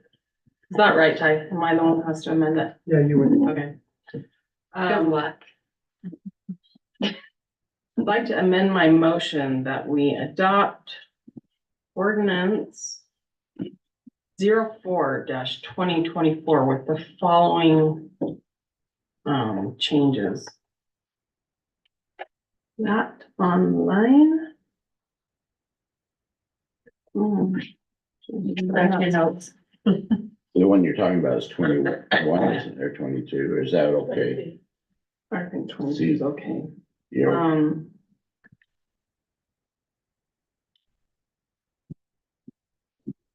So we do the typo on 22 to be pedestrian or vehicle traffic. And that, Do we want to add bikes in there? I think bikes are considered vehicles, are they not? Or do you want me to Are bikes specify considered bikes? vehicles, or do we want to spell out bikes? They're either a vehicle or pedestrian. Okay. But we can itemize it out specifically if you would like to. Would you like me to add in bikes? No, no, I don't think so. And in section E, lines 58 through 62, add language that puts a disclaimer on the drawings. As we discussed that, and then strike the second sentence of 10-9-3. We've added cyclists down on line 59, so to be consistent, let's just put it up here in this other one. Okay, line 59 has cyclists, so we will add cyclist to line 22. Okay. For consistency. Okay, so we have, Is that clear? Does staff have questions about what I said? I got it. And we got, Okay, so we have an amended motion on the table. second, We have a second. Further discussion? All in favor? I, Nay, Okay. So we have, everyone voted yes, except Brent. Okay, motion carries. So we'll go on to item number 5. Ordinance 05-2024 PCC 11-4-8 Fiber System Code. Providence City Council will review, discuss, and may take action regarding the new code for the city's fiber optic network as it relates to land use. The Planning Commission held a public hearing on this item on February 28th and motioned that the city council approve the amendments. Ryan, do you want to boy, would I ever. give us your spiel? Just can't wait to give that to them, can you? Sorry.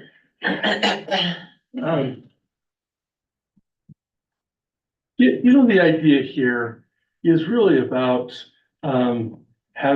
we have gone through the process of contracting, building, sweating blood, sweat and tears to build a comprehensive fiber network to every fiber to the premise to every resident in Providence.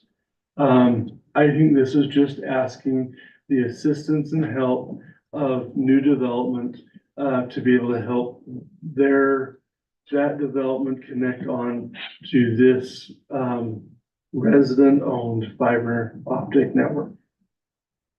And that's what I would boil it down to, is simply having the developers, assist in continuing to keep this network viable, as it connects new residents, to our other city services, including water, sewer, and in addition, fiber.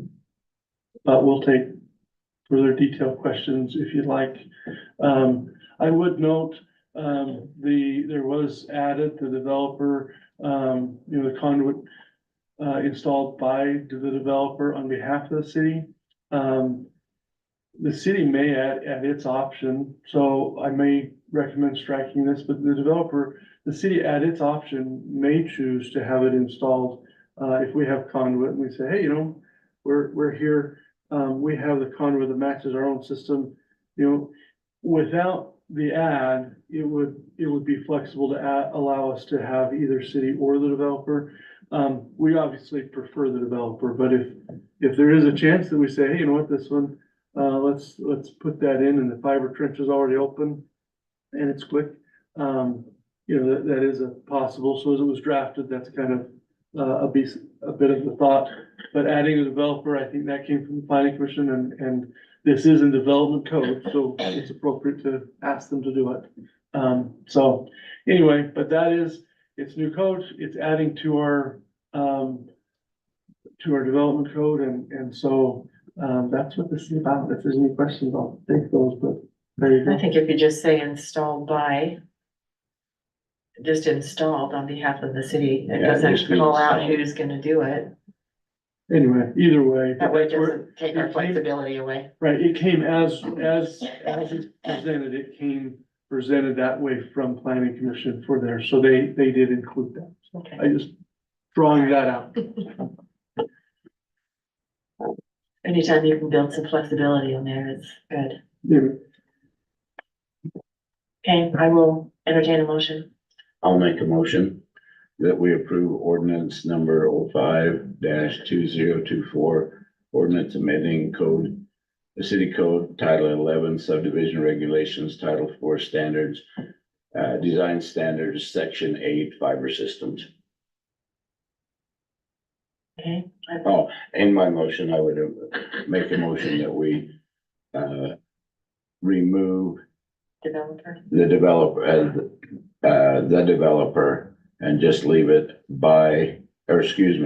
installed by, I would just say Just installed, conduit Yeah. installed on behalf of the city, so by the developer be removed on both places. Okay. All right, so we have a motion. We have a second. Okay, David. Any further discussion? I have a little bit. Agreed. It just doesn't mention the inspection of the conduit. In 11-4-1 or 11-2-5, I don't know if that's where we include that the fiber conduit has to be inspected. Or if we include it in 11-4-8, but it just needs inspected. That's it. So we just want to add a line in there? So I don't know if this is the right section of the fiber system. You Or already if have, it should be, because inspections is 11-2-5, it needs to be specified to include fiber conduit. So it talks about stormwater and all those different things, but it doesn't talk about fiber conduit specifically. so maybe that needs to be amended. So maybe- We'll leave it. So you want fiber referenced in? Tell me that code I reference. think 11-2-5 is the inspections. And so you'd like fiber referenced, included in there with the other utilities? Yeah, That's a completely different code. We'll have to go through the process, but we can start that process, to include the inspection. Would you rather have it in here? I don't think that's the right. I don't either, but No, it doesn't. Because 11-2-5 is inspections, so So that's where that's they'll where deal it with should it. be included. Yeah. Yeah. I just wanted you to know that, That's a different. code Doesn't go amendment. in. yeah, since it's not referenced at all, we'll bring it back to you, but we'll work on I'm that. fine with that. Okay, so we have a motion. Do we have a second? Yeah. David, oh, that's right. Okay. Further discussion? All in favor? Aye. Aye. Any opposed? Motion carries. That's good. This is short. and sweet. Okay, item number 6. Piece, ordinance 06-2024 PCC amendment retaining wall use and construction. The Providence City Council will review, discuss, and may take action regarding proposed changes to the city code that regulates the use and construction of retaining walls. Planning Commission held a public hearing on this item February 28th and motioned that the city council approve the amendments. So who would like to speak with this? Ryan, Scarlett? Oh, I think Scarlett likes this one. I mean, you just got thrown under the bus. Well, Unless you want to do it on that. no, I don't mind. We actually started out not making very many changes on this. We actually just started out adding for people to, see chapter 5 for fence regulations of this code. Because the planning commission that will come to you in May. They've worked on that. You sent it back to them and they've worked on that. But then, as we talked, they wanted to see graphics, and so we put graphics together. So that's what really the new part, there's two new parts. It's the graphics and then the C chapter 5.4, which there is there's already comments in chapter 5.4 about retaining walls, even before we amend it. So there should be, that sentence should probably be there anyway, whether you pass the new rules or not. This sentence should probably be in there to tell people to go look at that other place. So if you'd like to make changes to the graphics, I'm happy to do that, but the graphics, we're trying to illustrate what already existed. The black is already existing. They did make a suggestion to change one part of the black that says if the wall faces out, and it used to say without regard to height, but if it's 3 feet in height or greater, because walls less than 3 feet in height are not subject to the setback rules. So they wanted to be consistent and say, instead of having a conflict between those two, between A and C, they just put 3 feet in height or greater. But so the main thing that's really being added in this is if you can understand the graphic. Or if you like the graphic or don't like the graphic, or. I like the cute tractor. And tree. But notice that the tree is offset from the, Yeah, that is my favorite part too. Actually. The other's a little bland. If you ask me. You want a motion and then discussion? I do. Okay, I'll make a motion that we adopt ordinance number 06-2024. Okay, I have a motion. Do I have a second? I'll second it. Okay, Brent. Discussion? Do you want to start? For us, let's hear what. All right, on number 7 on the graphic, I think that you should add a descriptor next to it that highlights that it is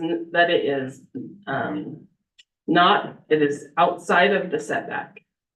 That specifies, I mean, I know that it's not in the blue stripe, but that's the clear difference in illustration 7 is that if the wall is 6 feet in height, I think in the graphic, you should say what that height is on the wall, like you've done on 4, 5, and 6. And then you should say that it is, it has to be within the normal building envelope. It can't be built within the setback. Right? Isn't that what 7's trying to say? Yeah. Because I feel like that's where we have. That's where we've had issues in the past, is then if your wall is gonna be over a certain height, it has to be within the original building envelope. Right? And It cannot which- be in the setback. right, which I feel like might cascade into our retaining wall stuff coming up because we've talked about terraced retaining walls, but that well, I saw one tonight. I had a lengthy discussion with a resident about it. Where because it's terraced, it's built to the property line. But its total height versus the run of the wall is, probably 12 feet. It's probably 12 feet, so, that doesn't really fall under clear view of an intersection, but it definitely obstructs the view of getting in and out of that driveway. So where we specify that might be in the other retaining wall code, It is. but I think, something about the height and anyway, the view of that should be addressed in the other part, but I think on graphic number 7, we should specify the height that's referenced there and draw attention to the fact that it is in the original building envelope. I mean, because Not in the setback. because the blue is the setback. I mean, you could specify, say that blue is your setback. But anyway, Yeah, I think a little bit of a key, like she's saying, is helpful, like that the blue is the setback. The white area is the Building envelope. or, It does say that setback on the top. They are. oh, I guess I'm. it's kind of cut off at the top. The cutoff will Oh, be right, addressed right. as we bring in the image into the document. But it doesn't preclude us from putting a little explanation out there to the side. No. What does the rest of the top say? Rear yard and side setback? It says. Front yard set, rear yard. Just front and rear yard? Front yard setback, rear yard setback. And then rear yard setback and front yard setback. No, that's adequate. I saw that earlier, but not at the moment that I was speaking. That's okay. We all make mistakes. I would just add a description on that checkbox and label the height of the wall. Like a description. I think the top one needs a description too, probably. I would put descriptions on actually all of them. And I think we might need to, I've got to talk to Justin, we might need to move that top one right next.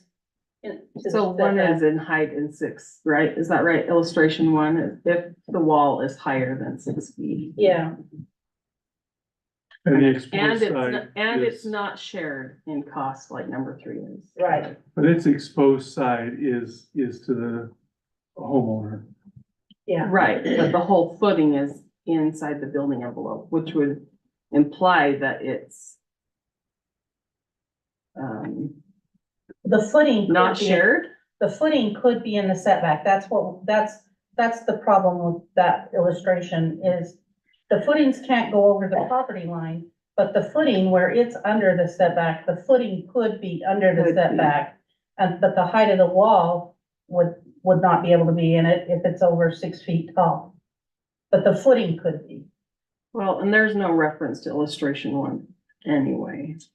There's 2, 4, 5, 7, So 6. if we put the description in there, that will help. Yeah. Any further discussion? Do we bring this back with the descriptions, or do we approve it with the amendment that there would be descriptions created? Depends if you trust Why don't my we bring it back? descriptions. I actually trust you. I was gonna say, I actually trust you. I just wanna do what's proper. If you put in that like you did the last one, that is for illustrative purposes, then we could add that, which doesn't make it code. Doesn't have to come back. But it wouldn't have to come back. at It's the just stating description. what's in the code. But you could put that, you could include in the code that the diagram is for illustrative purposes. If you do that, I don't know that you have to bring it back because you've declared that it's representative, it's not authoritative or code. It's not creating code. Yeah, You could do that. makes sense. Say it's illustrative purposes, but I still think we should update the graphic a little bit. Well, we could Yeah. do that, but at that point, those It doesn't have to come descriptions back. don't become code. Yeah, So this is front yard and rear yard. maybe I'm naive, how do we affect the side yards? Is that in another Is code? that another part of the code? Is that something else that's forthcoming? No, it talks about non-street side yards. I can have Justin add another graphic for side yard. If he could be able to do that with 2 graphics. We could have graphics for side yards. Do we need it? A side yard's a little bit different animal, isn't it? Similar to this, I mean, it's just, instead of rear or front, I mean, it really is the setback, whether it's the side setback, the front or rear, it really is the yard setback rather than defining, I mean, we were trying to find, so it was easy in front and rear, but side to side is the same rules. Right. So at that point, we could simply strike front and rear off of this and just have a yard setback. And that would, And I think that would, if we're gonna use this for side yards, would make it more clear, or front, side, rear and side yard setbacks. So it's inclusive. Isn't there only one condition on a side yard that if it, Faces here. well, it has to be back so far from the front sidewalk, property line, something like that. there may be added, but that would be wording in code. That's already there. That's already there. This is, again, this is for illustrative purposes and not Code. code. This is helpful, so that if somebody looks, they can say, oh, I can do this, but I can't do that. So it's kind of, an assistance to help, but not really authoritative. code. Pictures are worth 1,000 words. They are. Okay, so, I'll amend my motion. Okay. Sorry, guys. I'm getting good practice at that tonight. Amend the motion for ordinance number 06-2024 that we add wording that the graphic is illustrative. And then we make some improvements on drawing number 7 to add a caption and a label on the wall height. And captions on 1 and 2? And caption on 1 and 2. okay. So do we have a second? Second. Right. I'll second that. Okay. So, anything further? All in favor? Aye. Any opposed? Motion carries, we're moving right along. Okay. Item number 7 is ordinance 07-2024 PCC amendment sign regulations. Providence City Council will review, discuss, and may take action on proposed changes to the city code regarding sign regulations. The planning commission held a public hearing on this item February 28th and motioned that the city council approve the amendments. So, Scarlett, is this one yours?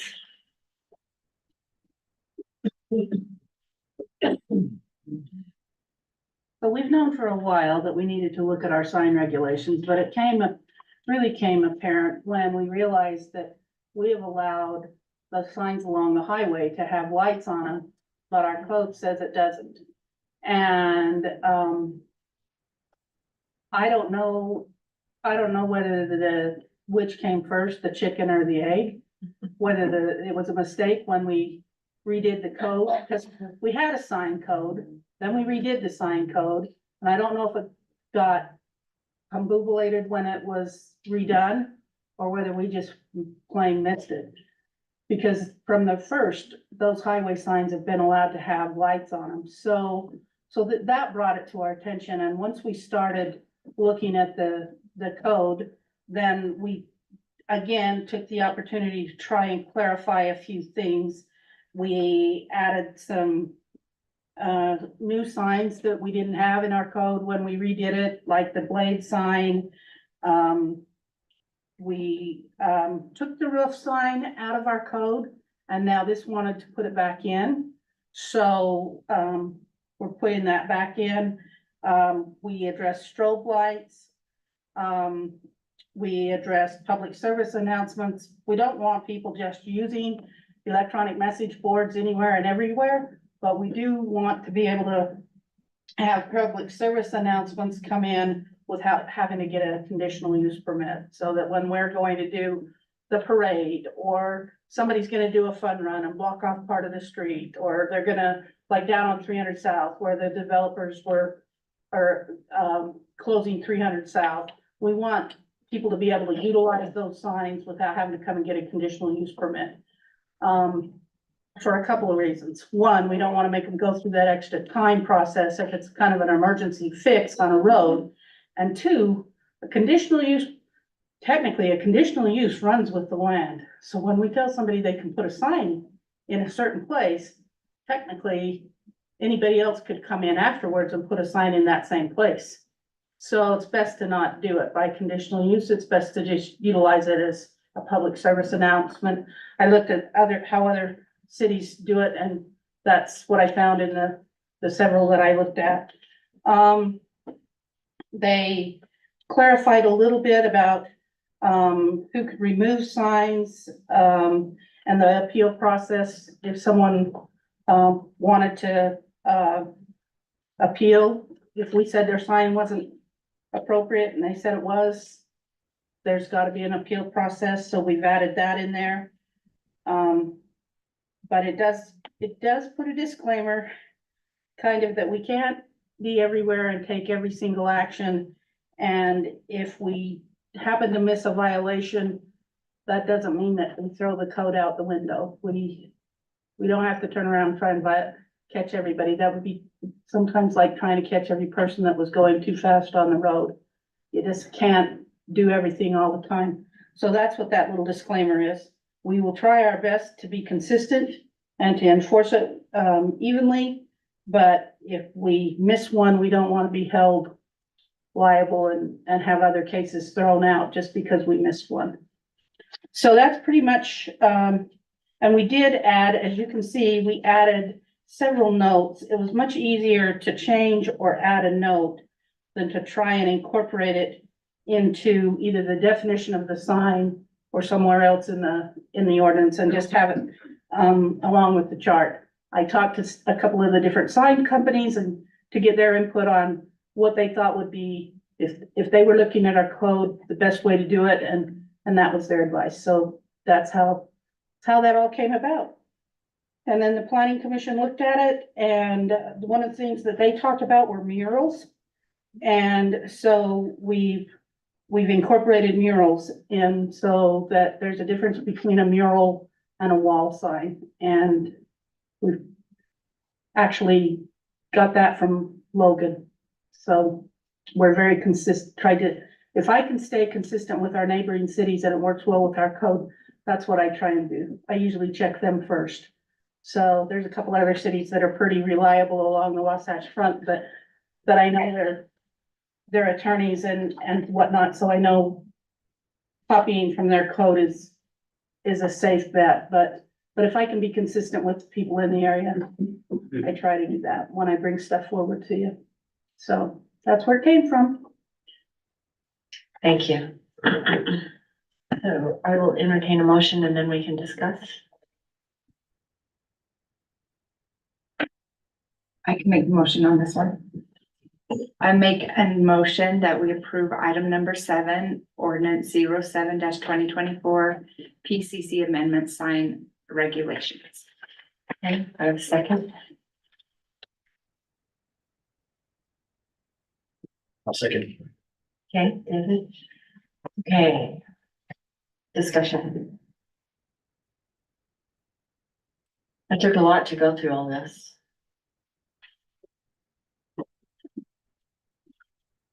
Changed some, added some things that I think were sorely needed, and changed some of the footage requirements, so that's good. Does this help Chick-fil-A? What they want to do? Okay. I would just say the inflatables are now, you have to have a permit for those, just making sure that we educate businesses on that. I know I've seen a little bit of that, but as long as businesses know what's changed, then Okay. Anything else? We have a motion to approve in a second. All in favor? Aye. Hi. Any opposed? Great job, thank you. I guess we're assuming no one in the audience wanted to speak on this. No one came running up. Except on the side, but I'm fine. Great job on the planning commission too. They really, Yeah, really they looked at hashed it. it through. Yes. Yes, great work. It was long to listen. And we appreciate the planning commission being willing to take that on because with the city council taking that on, it would have taken us a long time to go through this, so we appreciate the help. Item number 8. This is a proposal for city waste collection services from Clean Site. Providence City Council will discuss and may move forward with a proposed contract by Clean Site to help in assisting with the city's waste collection services. Ryan, I'll let you take this one, and we also have someone from Clean Site, you're a trooper. Thanks for staying. Glad to be here. Aren't they a trooper to be here all the way through the meeting? Yes. It's Was that longer? it's not over yet. It's not over yet, that's true. This party's just getting going. So What are you at talking this, about? We're moving right along. yeah, and it's a party all the way through. So at this point, we had a unsolicited proposal for public-private partnership. And we brought this before the council previously as a consideration item. At that point, you agreed for us to continue towards the next potential step. In discussions with representatives of Clean Slate, the next step we felt like was to draft an agreement that would kind of formulate the understanding between what this might look like. So that's what this is. I think maybe I'll take a little time to give a portion of my staff report, and if you're okay, on where we're at with garbage. Is that all right, Mayor, if I Yes, please do. put a little there? So at this point, we have, we went, and purchased trucks, quite a while ago, over a year, more than a year ago. We purchased trucks, ordered them, felt like what we were told that they'd be delivered, by mid-April at least. And hopefully before then, and everything was kind of going towards that end. Lately, in the last month, 2+ maybe, we've had, we've seen those trucks be delayed. And this is not a political statement, so please do not take it as such. But we had 3 trucks built and constructed in Texas. One went south and had to cross the Mexican border to have the bed put on. And that was done quickly and returned. And apparently the border crossing for the truck is not as hard to cross the Mexican border and back as it is for the other 2 trucks that left Texas and crossed the Canadian border and had to stay at the Canadian border almost as long as it took to construct and put the truck down on the southern border. It took that long to get them across the border. Now they're under construction on line to have that bed put on, but they are delayed. And so part of that delay, and we're not sure how much additional regulation will be to get those back across the border, because that border is a lot more secure for trucks. So for trucks, I don't know anything else, nothing other political. I'm just in our understanding of the process of moving trucks across borders. So anyway, not political at all, not political at all. These are all about trucks. Judgment here. No, absolutely not. But so we are delayed. So we expect our first side load truck, that we ordered, may be here in July and the second, October or later. And we have some delays. That said, we have, we've sent an employee, the start of this week to, North Dakota, and we purchased a used truck there. That wasn't the original plan, and I apologize, that wasn't necessarily a pre-approval, but I'm gonna ask for forgiveness in order to make sure that we could collect garbage, because that is the ultimate goal here. And so please accept my asking of forgiveness rather than permission on a budget item. Ultimately, it won't change the budget because we won't get those new trucks in before the budget. So, won't even require a budget adjustment probably. That said, we went to Logan and we said, we'd really just like an extension, visit with their department staff. And that indicated that, that should be fine. They're prepared. We got a response from their mayor that wasn't an option. And so we are, firm in our conversion date because of the, non-extension. So our extension request was declined. So we're in a position that we'd like to make sure that we collect garbage. First and foremost, that's our goal. And it just so happens that with Clean Slate and their abilities and they're in the business of doing that and have come forward to work with us, still achieving the goal of accomplishing, controlling our destiny, keeping in line with the vision of what was established when we proceeded forward in doing our own garbage collection.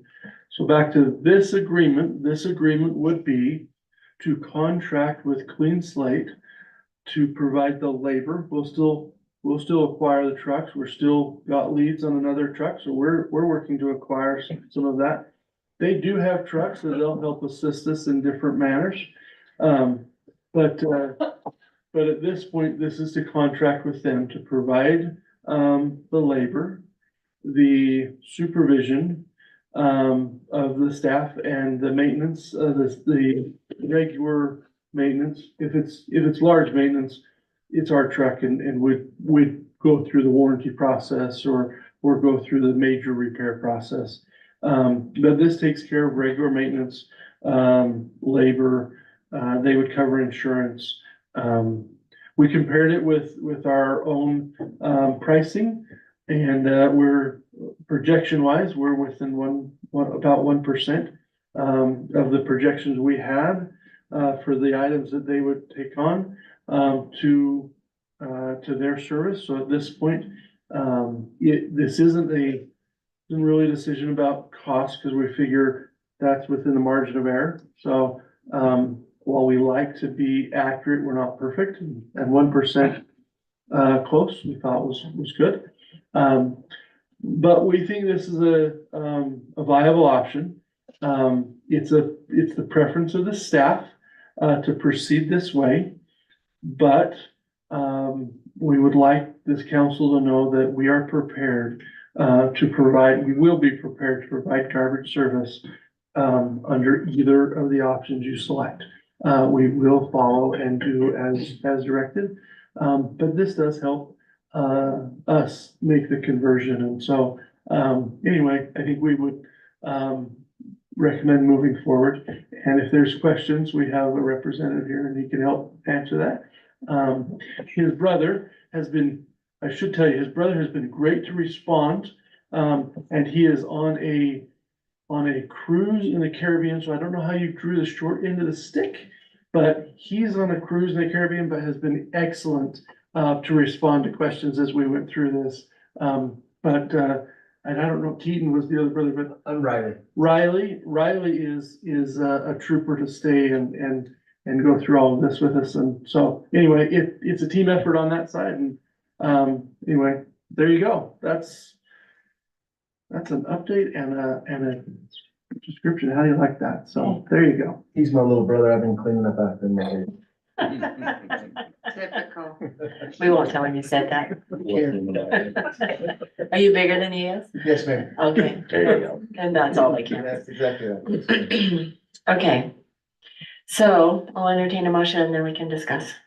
I'll make a motion that we approve, I guess we call it the contract, The contract. professional services agreement for the solid waste recycling collection and disposal services. I'll make a motion. we From approve Clean, that. What's that? from Clean Slate. Oh, okay. We'll just add that to the end. Okay, so do we want to add that somewhere? I don't see it right now. Well, it says Okay, that it we'll, okay, from Clean Slate, thank Okay. you. All thank right, you. Okay, we have a motion. I'll second that. We have a second. Okay, discussion, questions that you might have for Riley. Or for I Ryan. think your timing was impeccable. It was. It saved Ryan from a heart attack possibly. So I'm really happy about that. Okay, Janelle probably has something about the contract though. she does. I've seen it on the notes. Well, there's a typo on 6H, about halfway down. It says contractor may exercise, it's like the fourth line into H. Contractor may exercise, its option to purchase at any time. I don't care which one you pick, it's or this, but it can't be both. I sent that to Ryan too. Yeah, we found that one. We're working on that fix, right? There was another one below that, I think. We had a couple of comments that we'll fix as well in the comments, and there is a couple of spelling errors. It doesn't affect the contract and the contents of it, just. Did you get the one on 9C? I think it should be unusual waste instead of unusable waste. It says At least- unusual waste. At least by the definitions. There's no definition of unusual waste. I think that's unusable. There's unusual and unusable, and I think it's supposed to be unusual. Does that sound right? Or should it be unacceptable waste? Because unacceptable Either that or is, we have to define unusual. unacceptable is defined at the beginning of the contract. I think you're right. I think that's unusual waste, and so both of them should be consistent with each other. Because we have unusable and unusual, and I think it is unusual waste. Okay, and it's not unacceptable waste, because that's what's defined. What is unusual? I mean, what's unusual to What you does might that not mean? be to me. Wouldn't be unacceptable. Unacceptable is defined at the top, so. I like that one. I think that word's fine too, unacceptable. Yeah, let's change that one. Especially if it's already defined. It's great. And then D and E and 9, I feel like are redundant, because overage is defined as 10 inches above the top of the container. Right. But then so it says it's unlawful for any person to cause any overage with any container, but then in E, it says you can't overfill it by more than 2 times the volume or capacity of the container. But you're already restricted in overage in D to 10 inches. So, So I So think just E, strike I think E. E could be stricken, yeah. strike E, okay. I did have a question, and I think that it's up in 7B, where it talks about damage to the container.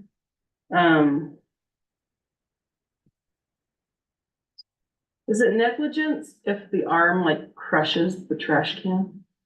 Does that fall on the collector, the If it's the contractor? equipment, then it would fall on the contractor.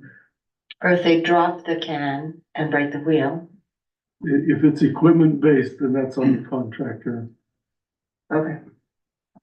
So I have had my can actually crushed in half before. It's a seriously strong arm. Hit by a snowball.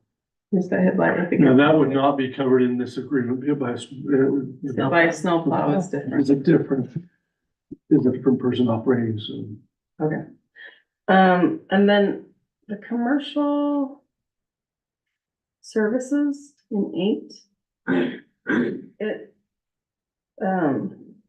do we not bill commercial customers their utilities the same way They will that a bill. residential? Oh, So you're gonna bill, they're gonna It's a separate, separate cost. They're it's gonna going be to bill. separated off of that. Currently, we do bill No. businesses Oh, I for think their Logan utilities, Logan bills directly. So, for Uh, the for the the commercial, dumpsters. right, and so, Okay. so instead of us paying a fee on the residential side, on the commercial side, they'll bill and pay us a fee. Okay. I just didn't know if that was, I didn't know beforehand that the utilities are split by.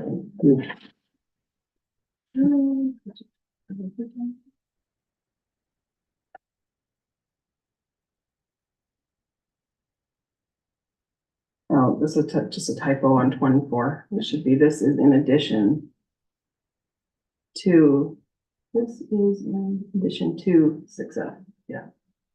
The very end. And 13. There's a typo in 13 somewhere. What's the word? Accept. Oh, it's expect is what it says. Expect for failure to make payment when due. It should be accept for failure to make payment. 13. In 13, where it says force majeure, should say accept for failure to make payment.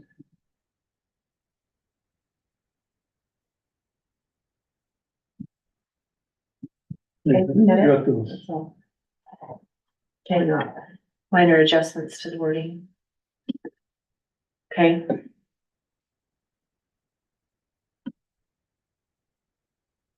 Okay, any other questions, comments before we vote?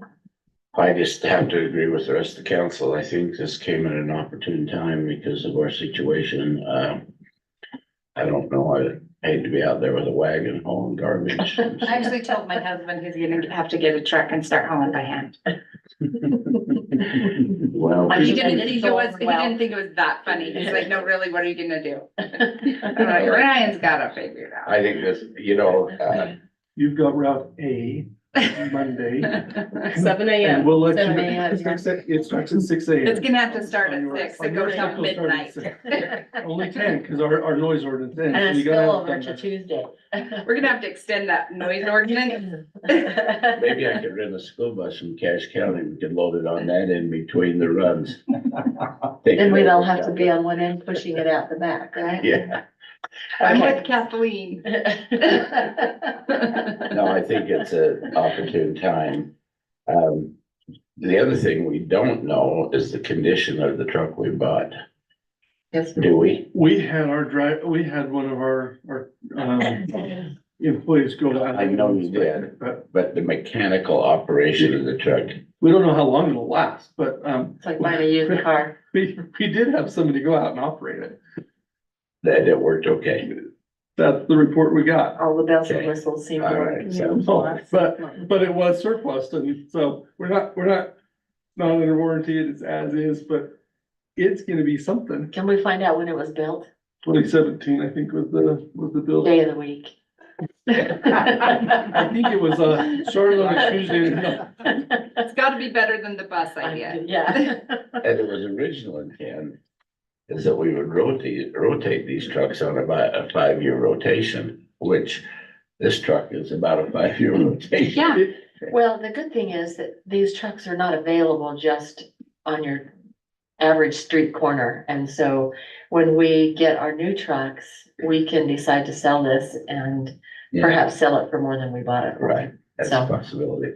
Well, anyway, we're happy with it. Or we The might fact keep have it a in case we solution. need it, or whatever. Right. Thank you. It's always good to have options. We like options So do I need to Okay. amend my motion? to do include anything?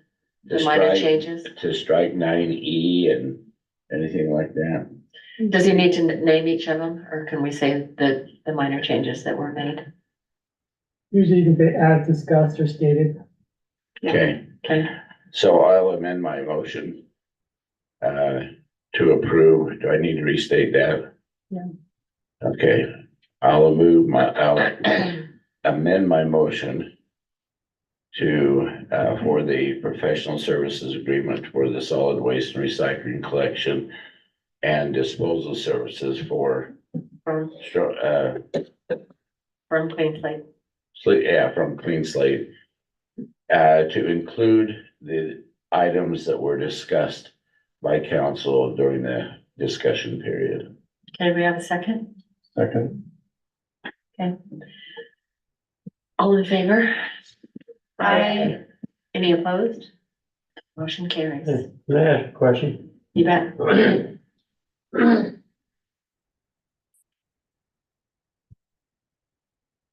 Hal Hanson again. When we make the switch, is Logan City gonna take back their cans and we have to get new ones? Are we gonna keep the old ones? Do we have to buy new ones? We How's have that some gonna really work? photogenic new cans. So I'll answer that. We've already bought them. We own the can in front of your house already. They're already ours. We've already bought it from Logan. Okay, so the cans that we have, we keep then. We keep, they're owned, we bought them. And they're bought, not quite paid for, but they're bought. Okay, So, yeah, we're not getting, we've got However- some new ones for new development, and as things happen, we've got some new ones on. But no, all the ones that are currently in the city, we have purchased and our ownership of, even though they say Logan on it, that's really not. They're owned by Providence City. Before the end of the month. If you have a problem with your can, call and get it changed. Now is the time to do that. Tell your neighbors, tell your neighbors. Mine was broken 2 weeks ago, so. Okay. I'll Logan it. Get an exchange before the middle of April if Yes. you're gonna do that. But at this point, we've gotten the invoice, we've processed the invoice and But they're still responsible to replace the ones that are broken, so. under the card, yeah, so. Yes, do that. Okay, thank you. Riley, thanks for coming. The news is good. You can call your brother on his cruise. Tell him he can pay for his cruise now. In his defense, it was an in-laws thing that he had. Oh, well. Oh, poor thing. I almost said that. Okay, we're on to item number 9. And George has been here through the whole thing as well. I've interviewed and Ryan and Scarlett have interviewed George Wooten for a position on the Historic Preservation Commission. Of course, we lost Howard Christensen, who has been the chair and has accomplished lots of things on that. And we are in the throes of looking at the Historic Preservation Commission and making some major changes to that and getting some people on the commission who understand what our mission is and wants to participate in that. I'm pretty excited about some of the things that we've talked about and some of the issues that can be, some of the things that can be done here in Providence, because we do have a great history and we have a lot of preserving to do on some of that. Some of the buildings and some of the things that are available to us, and get the word out to people so that they know that we have them here. So anyway, George, come on up. I've given each of you his resume and cover letter. And he has a great background. Maybe if you can spend just a couple of minutes and tell us your background and why you want to serve. Okay, my professional background is as a nurse practitioner. I've been in the Valley for 33 years. And I've been in, worked in a number of clinics in the Valley. That's my professional background. My historical background is is really having a passion and interest in history throughout my life, starting from growing up in Acton, Massachusetts, right next to Concord. April 19th was a really big day. That's the anniversary of the Battle of Lexington and Concord, and it was the state closed down for a week, so we could celebrate that. And I brought that to every place that I've lived. I've been in Utah now for like I said, over 30 years, been in Cache Valley for 23. I'm pretty familiar with the history of Cache Valley because I always learn the history of places that I move to. I own copies of Providence and Her People, and I've read through those, and I had a nice discussion with the mayor and with Ryan and Scarlett earlier today. They explained to me the need for the preservation component of the Historic Commission, and which I can easily buy into. And I very much like to be on the commission. I understand, Howard was a big personality on that, and I'm not looking to replace him for sure. I'm just looking to contribute.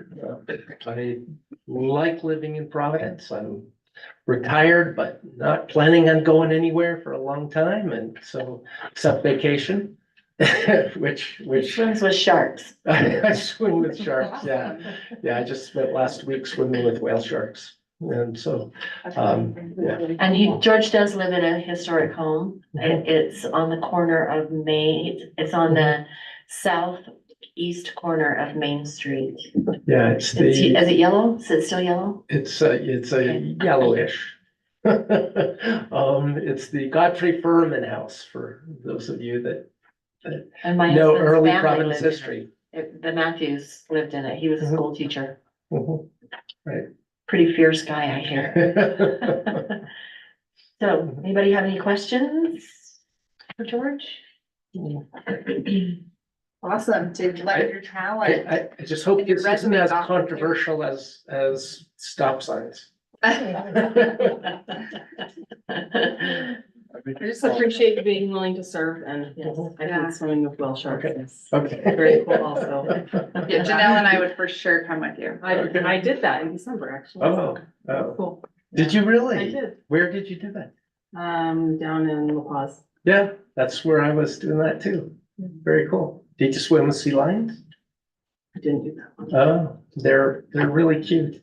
He said they liked his wife's long flowing hair. That's awesome. They were gonna eat it. Yeah. They tried to eat my camera. Cool. Okay, I will, then, if you don't have any other questions, I'll entertain a motion to accept. I'll make a motion that we accept we appoint George Wooten to the Historic Preservation Committee for Providence. Commission. Yeah. Okay, we have a motion. I'll second it. We have a second. Further discussion? All in favor? Any opposed? He's a trooper for sitting through the whole meeting. Thank you very much. City council meetings Welcome. are interesting. I'm glad you guys are there doing it. Thank you very much. You're not aspiring to be here. George, thank you very much. We have a study item. And it's item number 10. Parcel exchange between Millville and Providence. Providence City Council will review and discuss a proposal for a parcel exchange between Millville and Providence City. And this involves property that I own. So I'm going to step away, and Mayor Pro Tem. Oh, boy. This is yours. Okay. So I'll step away. And Ryan, if you want to take this and talk about it, I'm going to step down. Great. Not great for that, but great to start. Now we gotta be careful where you add your comments, so, Mayor Pro Tem. Yes, please, Ryan. So this came, originally I had a meeting with, Corey tweet with Millville, and he just said, hey, we have an idea of doing an exchange between this property and that property, and what do you think? I said, well, really, this probably ought to come from Millville side, if you're interested in making that.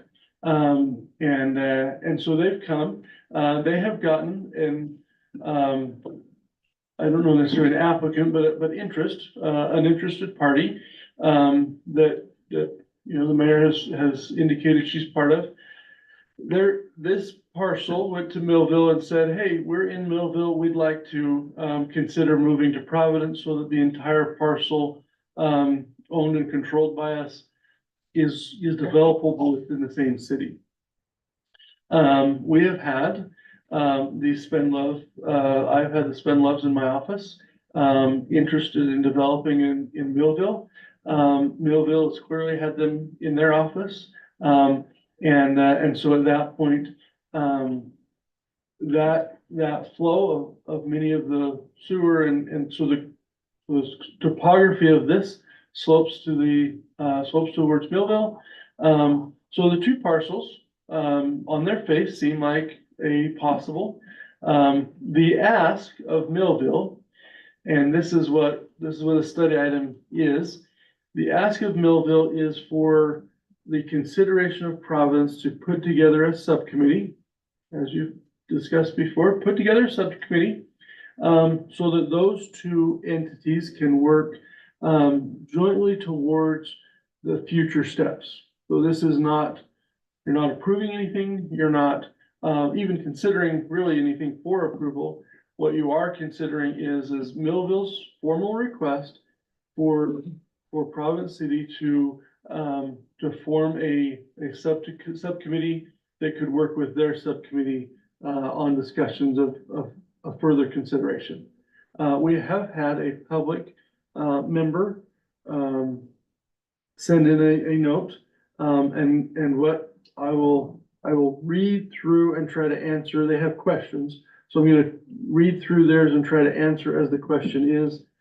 They've asked that they'd like to have the answers to their questions on the recording of the live stream. So if that's all right.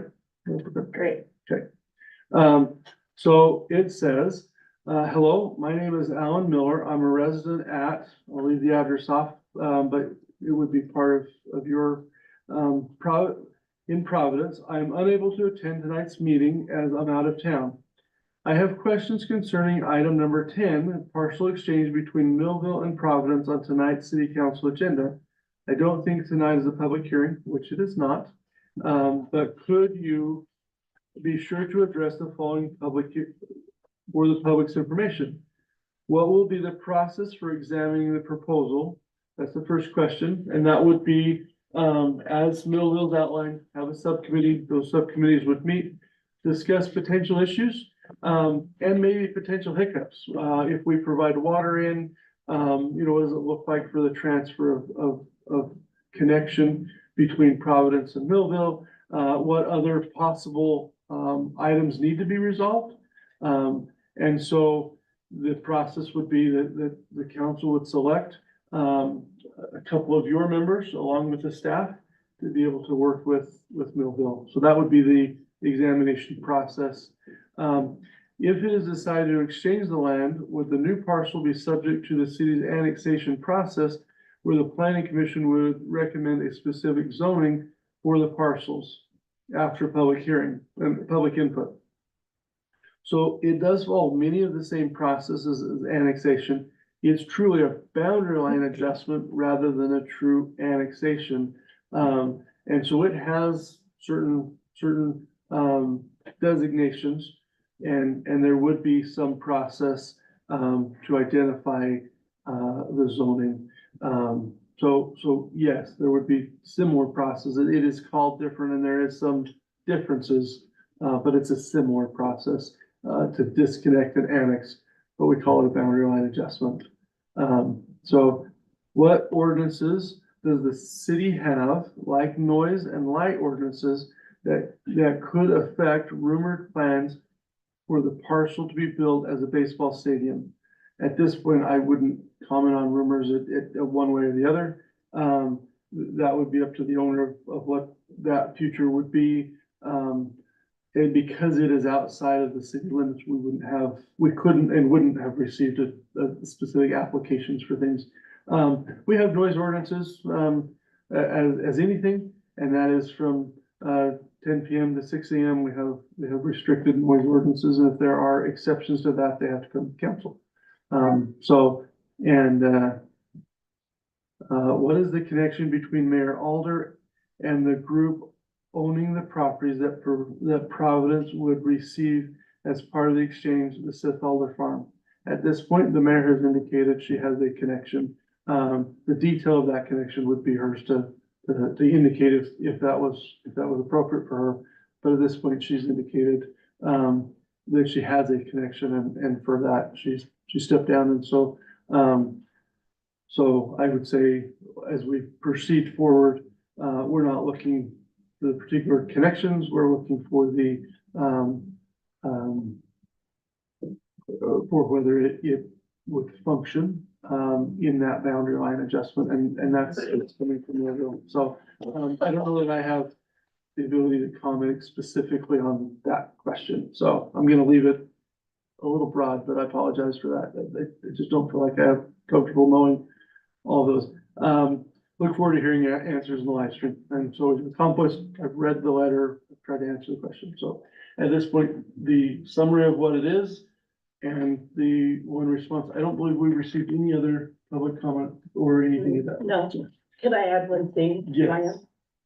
So I apologize. Something about 20 minutes ago kicked my allergies out the roof, but Ryan was referring to it as a boundary adjustment, which it is. And it doesn't involve the planning commission, but it does involve public hearings. And for the person that is looking for answers, he can go to Utah Code 10-2-419. And it's very specific about how we have to notice and if we decide to go forward with this. First of all, you have to, each municipality has to do a resolution that says that they're willing to move forward. So that's not what this would be. This is just creating this study group to try and decide if we should even get to the point for the resolution. But there is a definite process and public hearings will be involved in it. And that's where you can find it, is in 10-419 of the Utah Code. Is an annexation more just coming from the county? Yes. Annexation comes from unincorporated Okay, areas yeah. in the incorporated And areas. then in Millville, they have a zoning already set for this? So they've already been zoned at something. I don't know really know what that. So it's a boundary line adjustment, it keeps the same zoning in Millville, like, it would There would change. be processes, just- because we wouldn't have the Yeah. same zoning. There would be processes, as Scarlett mentioned. There is a detailed process that, I mean, a lot of people understand the annexation, and that's why I referenced that it is something of a similar, Yeah. but there is a specific processes that go through it. They include public hearings because it would be ordinance wise. There will definitely be opportunity for the public to give feedback on both cities with the boundary line adjustment. So.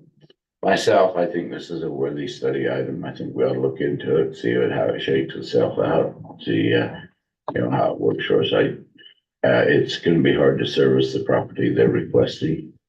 And, we'd have an easier opportunity to service the property they wanna trade with, down there on the river. And so myself, I think it's a worthy thing to look into.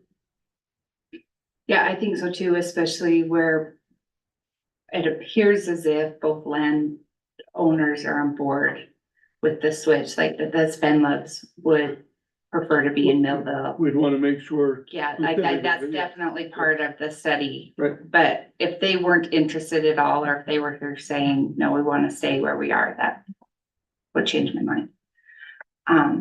So we need to choose a subcommittee, if that's the direction we want to go. So any thoughts on who would be willing? Do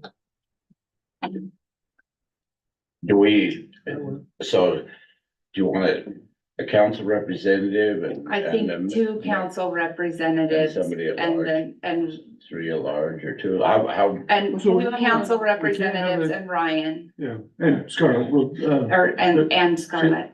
Yeah.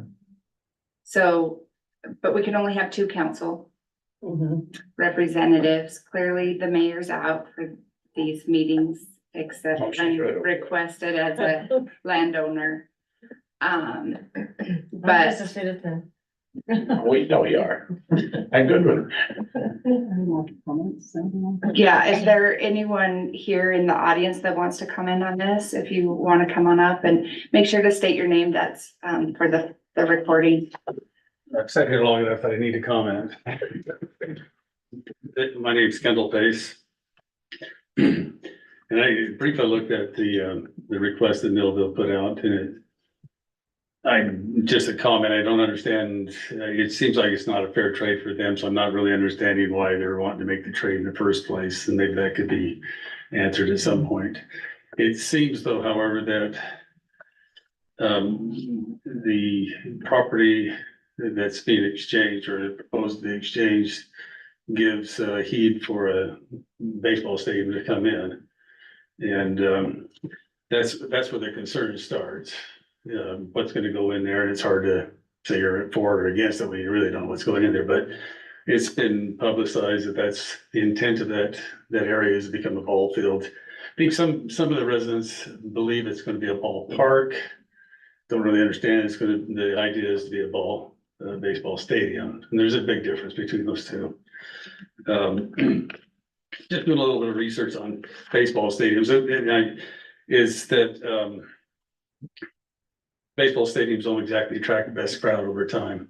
Salt Lake's already been going through that problem with it, and and I've got just a few things, and I give references to anybody that wants it, but baseball increases homicides and crime up to 9 times in Salt Lake City is what they were talking about in Salt Lake. Excuse me, been a long day, still is.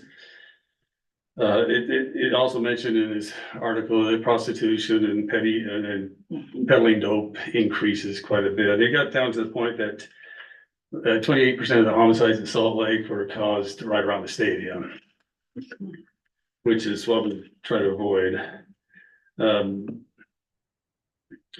The mayor even, it was even stated that a lot of the longtime residents of Salt Lake have moved out from that area because the crime has gotten so bad. I was shocked to hear that over 5,000 serious crime happened right around that stadium area myself. And it really gets down to also that the police department even added more police to do it, but had very little effect in controlling that. Another article which is credible, and I can share that with you if you want. The stadium has turned out to be kind of a money pit where it really doesn't pay for itself.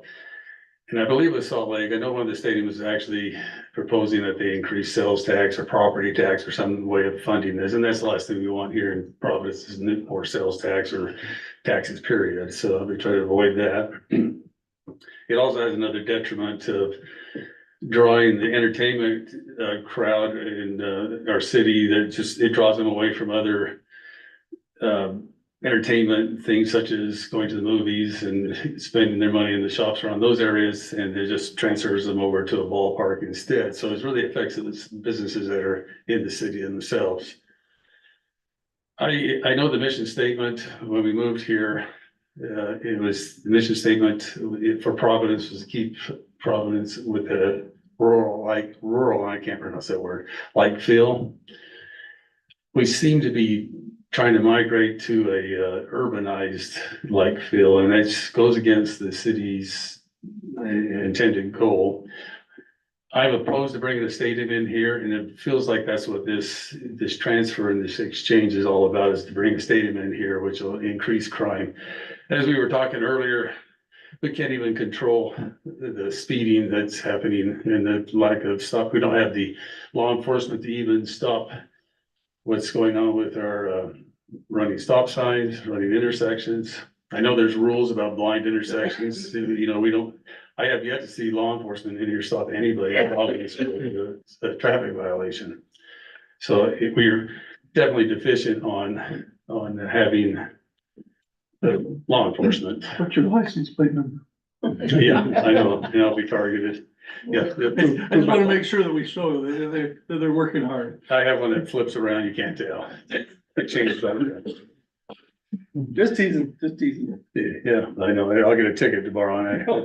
Well, and they are working hard. The police officers are working hard. I have We no get doubt, I have reports. nothing but respect for them, and I think, you know, if anything, I've increased them, you know, their pay, and I've increased the numbers too. I have nothing but respect for law enforcement.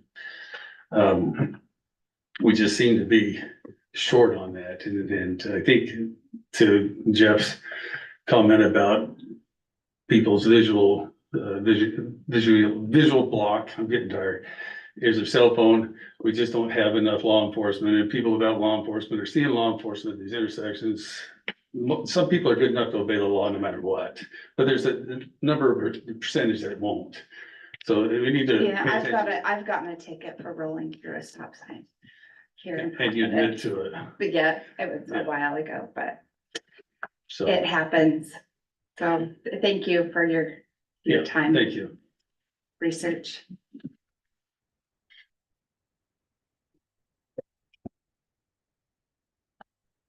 Hey there, I'm Jason Holmes, lived in Providence 17 years. I guess more than anything, just want some clarification. It does seem odd that Millville wants to exchange 20 acres for 50 acres. That seems weird, and obviously people have their own motives and their own things that shouldn't really matter, but it seems like an odd swap. This land, in a lot of cities where an elected official holds land, it seems a bit self-serving. I'm trying not to be critical. I don't know that this was a platform that was, you know, campaigned for by any means, but it just seems, I watched it happen in Nibley and it caused a lot of contention. Made their mayor rich, but it caused a lot of contentions. I don't know what this zoning change, it looks like it's TC, not TC, well, that's Logan, sorry, different city. This would be life cycle, right? Is that correct? The life cycle zoning that it would border against? It would border against that. So ideally, I mean, realistically, it seems like it would maybe be consistent with that. You mentioned that it wouldn't go through an actual annexation process. It would just be a boundary line adjustment. Boundary line adjustment, And because it's already since gone through an. Millville's annexation not part process. of Providence, that would have to be designated as something. Right. If it was the life cycle residential, I looked into the code, well, we've been here for 3 hours. That allows up to 12 units per acre. That's 600 homes that could be built right there. How is that? 600 units. Homes, Right, units, right. dwellings, Right. abodes, tents, I don't know, Right. shelters. What does that benefit the city other than the property owner? If it was any other property owner that was not elected, sounds great, let's talk about it. But where it's an elected official, and I understand that it was Millville that initiated this, it just doesn't seem, I don't know the word I'm seeing, but it doesn't seem prudent. It doesn't seem serving for the community at large. It seems serving for the 100+ acres that the mayor owns. Not trying to be critical of the mayor personally. I don't know her. But I work in real estate. There's a lot of obstacles in developing any sort of real estate. I'm not trying to be a doomsdayer or a stick in the mud. But I do think that there needs to be more transparency about this process. For the community as a whole. I think it's important to have amenities in our city that serve the city as a whole, whether it's parks, trails, whatever. 600 homes, what does that do? It's an odd place to put homes surrounded by industrial and farmland. So, you know, I guess just more information that way would be great. I don't think any of us are that naive to think, oh, we'll just rezone it and see where it goes from there. There are plans. I'm confident of that. And I just would like to know what that's going to benefit the city. I just had a couple more questions. To my knowledge, there's no public utilities that really access or service that corner of the world. And I know it's a huge financial When you obstacle, say corner of the world, which of the two parcels are you talking about? any of them in that area. Are there, So you're talking about the ones on the west side, the Alder Farm piece? Yes. Or are you talking about the Yes. Spend Love piece? no, not up there. That would be the developer that would have to do that. If I develop land in a city, I have to bring in those utilities. Either side of the river, that's the same. Right. Yeah, I'm talking down here in what would be an extension of Providence. Right. Yeah, on the west side, that corner of the world. Who would pay for that? I've heard so many quotes from public work people in my house that I've talked to, millions of dollars to get water and sewer to that area. Where does that come from? We just spent millions of dollars on the fiber. Logan and North Logan are getting theirs for free, but we had to spend millions for ours. So where does that infrastructure cost gonna come into? These are just questions. I know. Are they rhetorical questions or? Yeah, these are just questions that I think need to be brought up. So you just want to talk but not have them answered? If you have answers, great. But I if think they don't Ryan have has answers, some yeah. answers, but we also need to keep comments brief. Sure, So that's the bulk of my comments for now on it. Just more information. That's more than anything. Because fiber's been on the agenda, I'll just let you know that fiber is because we own a utility. Right. And Logan is having a monopolistic Sure. company come in and they have no competition and ours opens up. But their water bill didn't increase either, so, yeah, Nor did yours. $5. The water bill? Yeah, Not for Not for fiber. fiber. that's what I was told. That's not you true. might be listening to the wrong sources. That was when I got the call, because I have not yet hooked up on fiber. I had to do all the infrastructure, or else I would forfeit my chance to do so. And then at some time down the road, if the future property owner or myself decided to do it, it would be thousands of dollars, I was told. So I said, fine, hook up the stuff. I'm not gonna hook on yet. Then I got several calls from one of the fiber places saying, yes, your bill has gone up $5. Like, they confirmed it. I'm not just making this stuff up. I can get you a number. I'll get your. That's bill. I fine. can pull up your Yeah, bill and I'll tell Yeah, you that. that's fine. Anyway, because fiber is self-funding, so. So it's not only funded. people on fiber are paying for fiber. Right. You need to understand that. Right, I was told that even though I'm on the free one, I'm still paying $5. You're not. So, That's wrong. If you're on the 10 megabit, or if you're on the This is 5 the city, megabit I don't know. package, yep. yeah, If you've signed up for a 5 megabit package, you have Yeah. the service and you'd be paying for that. I'm not really here to talk about Right, fiber. right, right. Yeah, So at this point, if we're talking about the infrastructure, Mhm. if you're in real estate, the difference of how close the infrastructure is. Blackstone is putting in right now at Mhm. their cost, a significant Yeah, amount that would the be tied developer, in. yeah, The developer, so the developer would tie into the same lift Sure. station that probably a Blackstone is. pioneering agreement or something. Right, we don't actually get into those, but, so nonetheless, but, there could be shared ones. Sure, There's sure. part of that that's already coming. This would be a potential connection to already development that they would have to Mhm. put in the infrastructure. So a lift station's already going in on the west side. Sure, Side of the sure. highway, so they tie in, but the developer would have Yeah, to yeah. cover that, right? So that's Yeah. that's all the developer But costs. essentially piggyback off of the system that they're putting in. So at that point, it is accessible to be able to, I mean, even to consider this, sewer is a potential to connect into a Providence side. And it can't, I mean, Millville is a long way from ever Mhm. providing that in. Sure. So at that point, so there's a lot of questions. You bring up a great deal of a lot of questions. And the question before the council is whether they're interested in Millville's proposal of having a working discussion about it. Sure. But at that point, there will be multiple public hearings, at least held, one at least held by each entity, if not multiple held in the process of things going forward. I would, if you haven't referenced and Scarlett, if you'd indicate that code reference again, that is helpful, because it will give you a very detailed, process, but this is just. I know, this is just the feelers, like, It's just talking feelers about, out, but and even to say, is it fair? Well, as you're Yeah. aware, an acre on the hill may be different than an acre. Oh, down here it's worth way more, Next because to if the you can swamp. put 12 units per acre and you can only put one per half acre up there, And there's difference, right? And we're talking millions of dollars. Well, So, and again, I'm not saying that it and- can't be and done, I'm different just of saying, usage and what benefit for this, the biggest question is, what is the benefit as us as citizens who don't own the land? What will that do for us? How will it impact, improve? well, at some benefit our point, we lives, have a that's all. property tax rate, right? So if it's a valuation, there's one. And then the benefits of having land inside of the city you are in, you have some control over, it's built by your code and ordinances rather than an adjacent. If it was built, if the same thing was built and constructed on the other city, it's built and constructed to whatever their standard is. So the benefit to a province residents for something in your neighborhood to be developed by, under province rules is it fits the Sure. nature. But I mean, this is so preliminary, I don't know that we have really.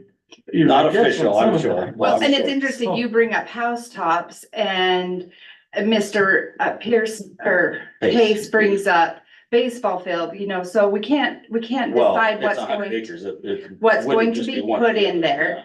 But we will definitely consider the The questions that you biggest brought up. and- takeaways are, the Appreciate your transparency and the time. benefit, and the other one is it prudent for an elected official to be even engaged in it? That's the other question. So whether they were approached or not, that's the other thing. Thank you. I just have two questions. Sure. If it were your property, would you want to move to Providence? Just curious. What do you mean? Would you want to move your Do property? you want it in Millville or Providence? Which Where your property? property, down by the river, moving into Providence. I don't, if I own the land around it, I don't know. I don't know why it would serve one way or the other than utilities, but on the Logan side, it's all industrial, so I don't know. You don't have them. It I'm just doesn't- curious if it were yours, No, Would and, you- and you have an opinion. I would probably not be an elected official. I would engage in it. Right, So, and then my other question was, Sure. I just wanna know your number one problem with. it's not even a problem. Is it like the It's- elected official thing? it's Is that the, number one? yeah, just how it's kind of all crafted together and, Just curious. I'm sure it totally came out of the blue, but there's not a lot of trust in government at any level, and I'm not here to say I don't trust the government. Our local government is probably the most important government in our lives, in my opinion, Agree. and I think that's where the most service is done.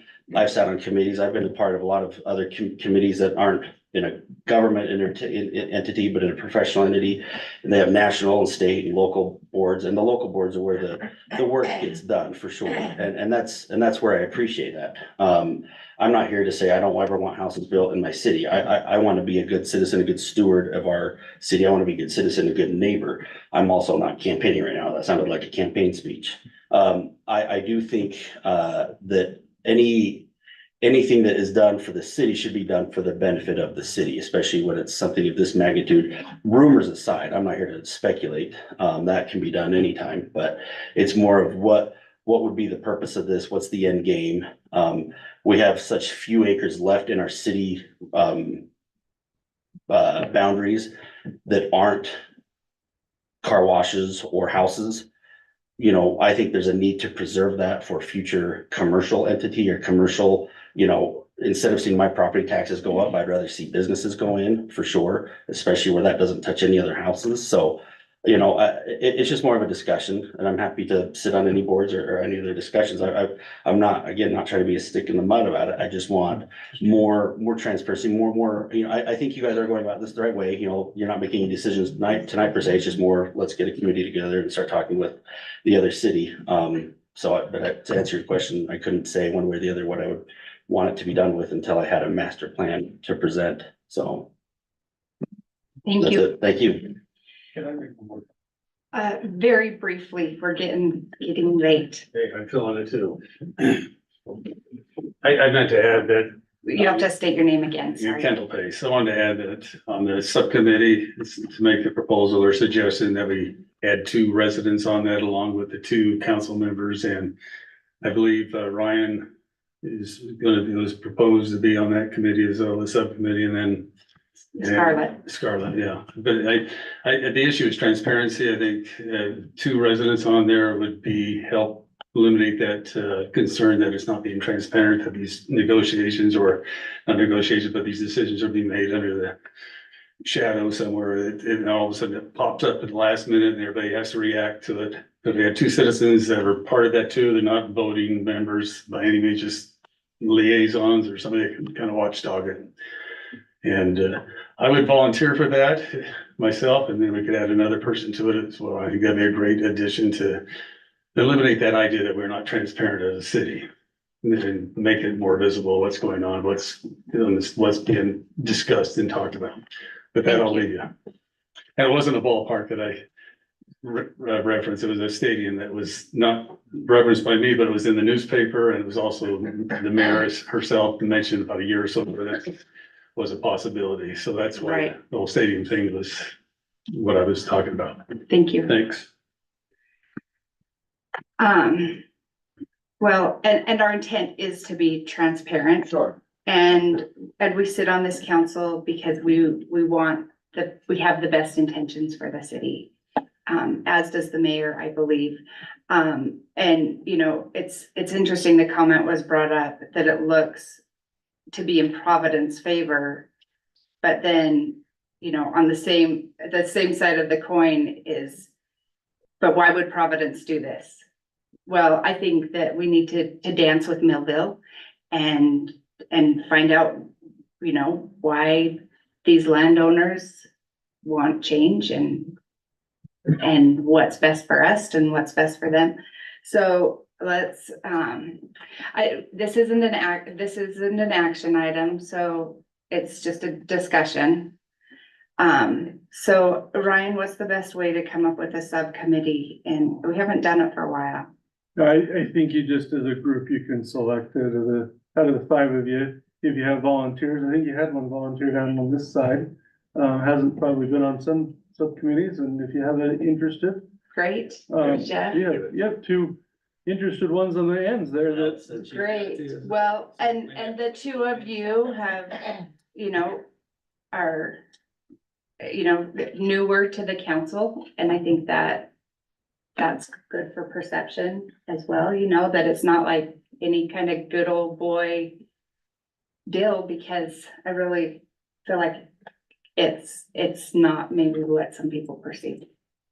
And then we'll leave it up to the subcommittee to decide on citizen members. Is that what we should do, or?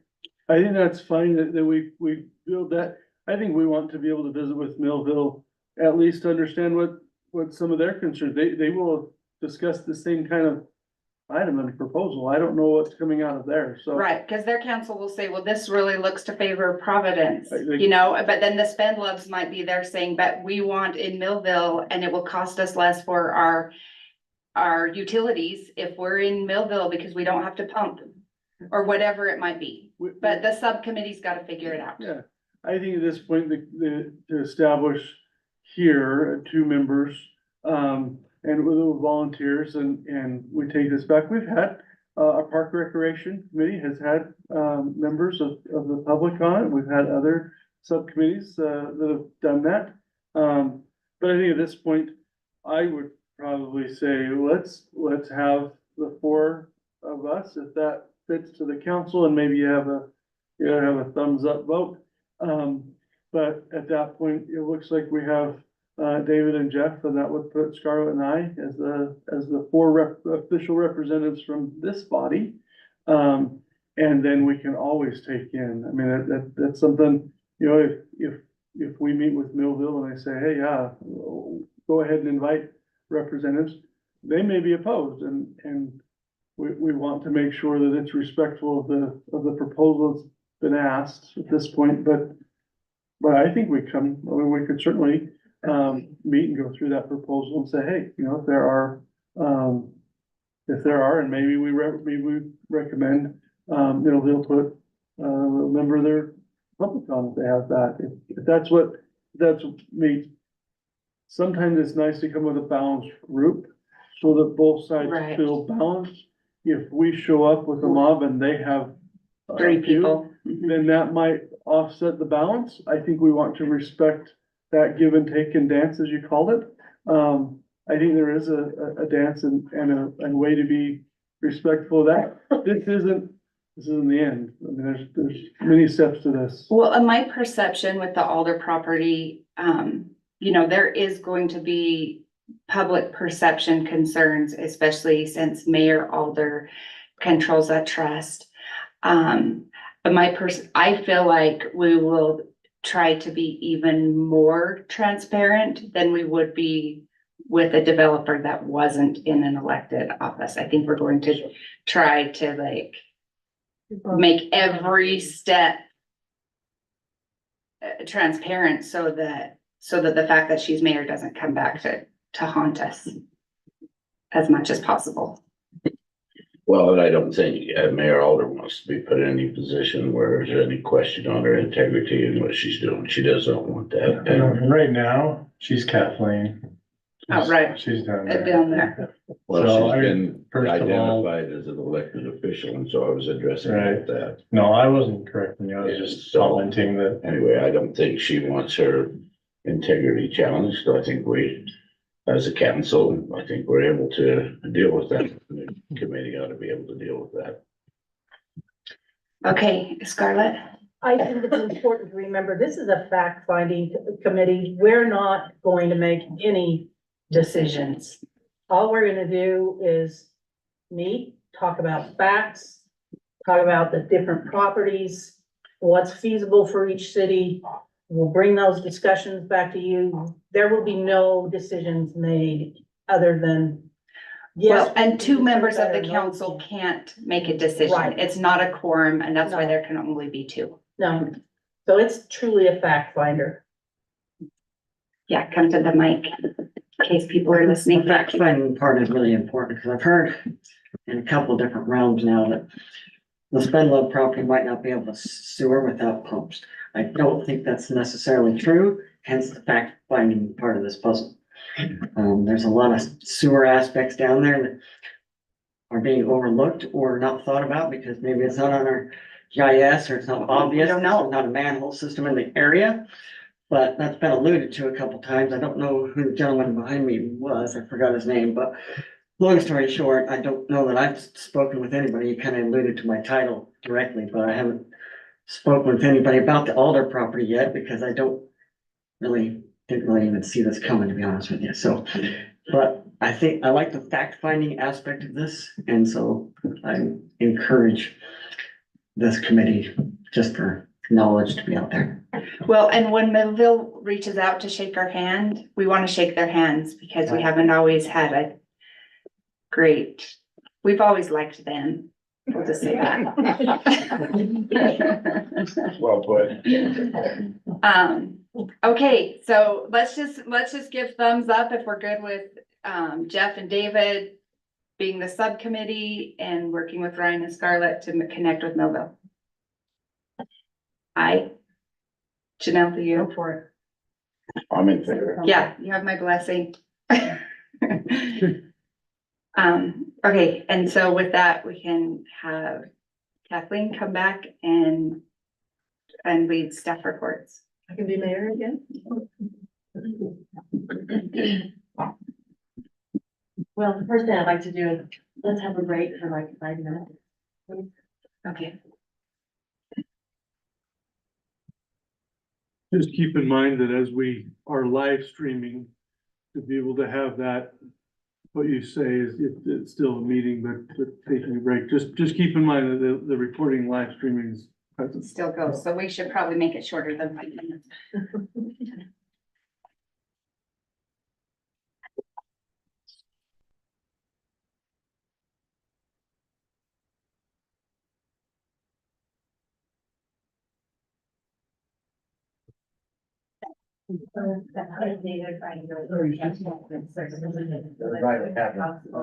Sir, it might be good, but you including my husband. But your concerns, I've got to make one here. Identify your concerns.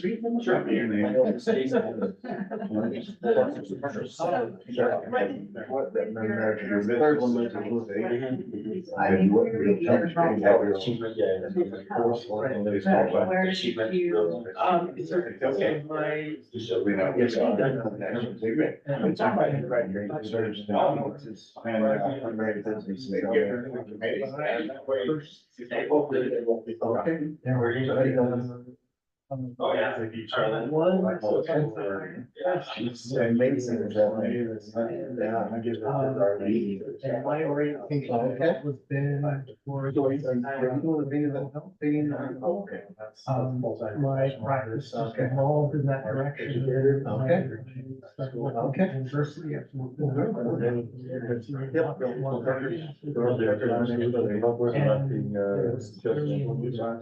No. Yeah, exactly. We have a temporary. The court's still operating, just under higher. So were you thinking? Temporary good. Yeah, I'm sure I would. But my mom is still. The other part. Who's actually saying that? So you're. Oh. I'm just curious.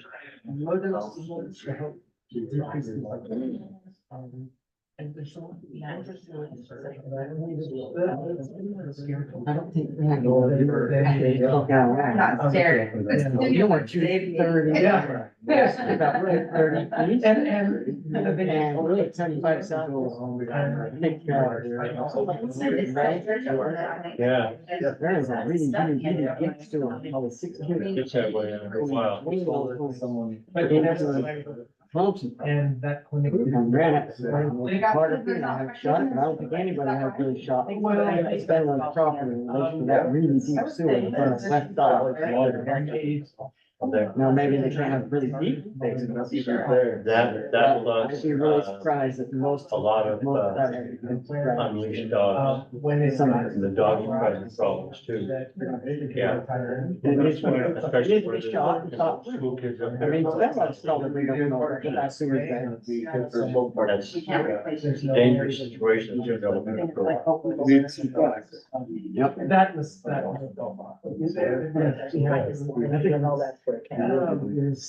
Well, back Got a yard, our yard is. Actually, I'm involved with sort of things. I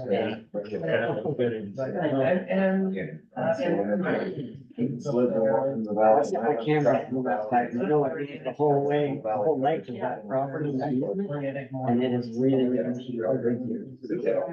So we've been in the trash collection business for sure, third year. So did you? Well, that's why. That's why they're thinking about building a bigger one. That's why. I mean, I Started with just roll off dust. So do you remember? And it's got my third one renewed. You know? You know, but I want more land. You know? Yeah, but yeah. Such a very. That's, I mean, there's a whole bunch of fact finding that we ought to be considering, really, but. That's like another one. Huh? It has. I built it on my.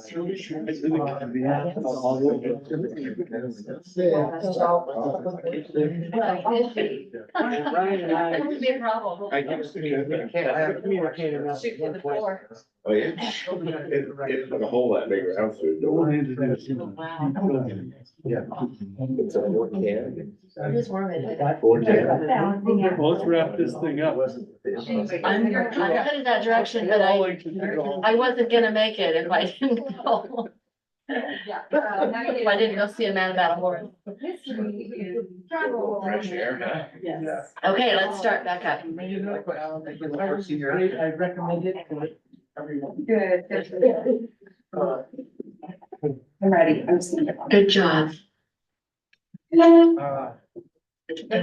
Thank you all. I Thanks for appreciate your time serving. tonight. Thanks for serving. excited to have you I'm come on. looking forward to working with you. Yeah. Thanks. That's Brent's assignment to go to the historic commission, so. Yeah, I'm the historic person, so that's why I had a story. Yeah, and That's why we assigned it to him. aren't we all? Thank you, George. Good night. Think we can get some in this room?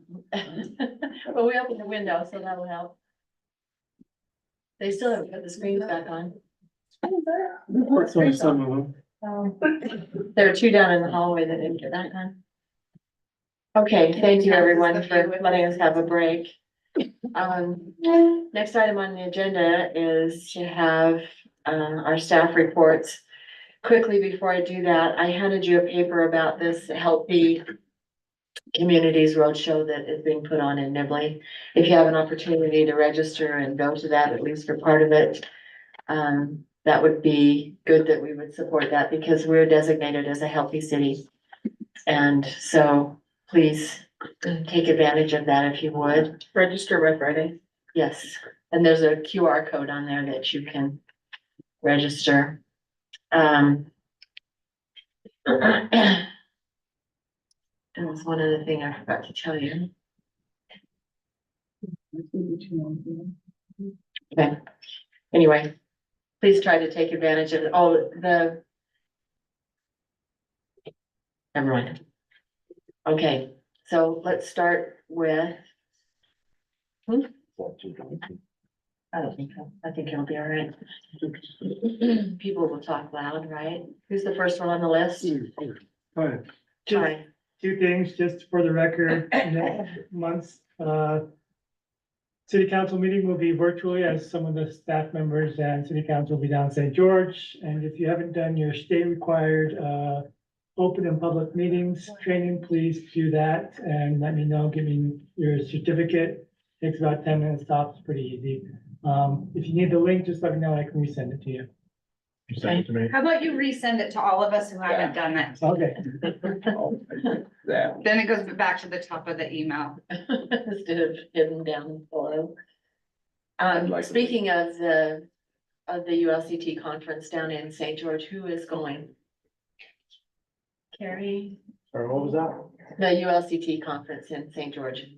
You're going, Brent, are you gonna be able to make it? no, I got a granddaughter getting married that weekend, Okay. so I'll be tied up. Okay, I'll be coming back early because their next meter is going to be having their open house and grand opening, so I'll be coming back to that. I think it's important. They're a good citizen and have done a lot. They're the ones that sponsored our drone show. They're going to have a drone show when they have their open house. So tell everyone, the people in the audience, if you tell people it's the 19th of April. And it's just down here at the second roundabout by the Steck Center. So it starts at 3, I believe. They'll have tours and all kinds of fun things to show the public. Okay. Next one, Rob. No snow. No snow, but I tell you, the last couple of days, the calls come in when it comes to spring sprung, so let's get busy, right? All those projects you put off till spring, It's they're here now. all ready to go yesterday, according to everybody and everybody's to-do list, just grow in an enormous way really, really fast. So I guess in a nutshell, that's, if you have any department direct questions, I'd be happy to answer them, but I hate to leave any of them out with, what do we got, 9 or 10 departments now in public works, so. And growing. Anything that we can They are do? all very busy, so. Can we do anything to help? No, all is well. The garbage proposal being accepted, that kind of takes a little bit of stress off my shoulders, so thanks for that. I think we can work out a couple of policy procedural things that'll fine tune that even a little bit more and we'll make it work. Yeah, we're excited to be on our own again. Right? What projects are back in motion? Well, we've got developers and builders and I guess we've got a couple of our own projects such as the Alma Park, the Zoologic Park, and along with the well being drilled. So to answer Hal's question, they are planning on coming back within the month to start that back up. which will move that trailer. This will be the test well, right? Correct. Yeah. Correct. Test well with optimism that it'll become the primary well that we're gonna drill. Good. Okay. Well, it's good for the council to know kind of what you're working on, because people do ask us questions when they see things going on, and so it's nice to know. Okay, and anything else? Thank you. Thanks for your good works. And thanks for the great snow removal for those times that we had snow. Hopefully there's no more, Especially on the Easter egg hunt day. especially the week of the Easter egg hunt. We'll keep our fingers crossed for that one. Supposed to snow on Saturday. This Saturday? Rain or snow, or both. Rain and snow mix. Out here. It'll melt fast. Zolinga Park's going to get busy. The weather permitting, the comp baseball games will start on Monday. So Wow. you will see kids in the park.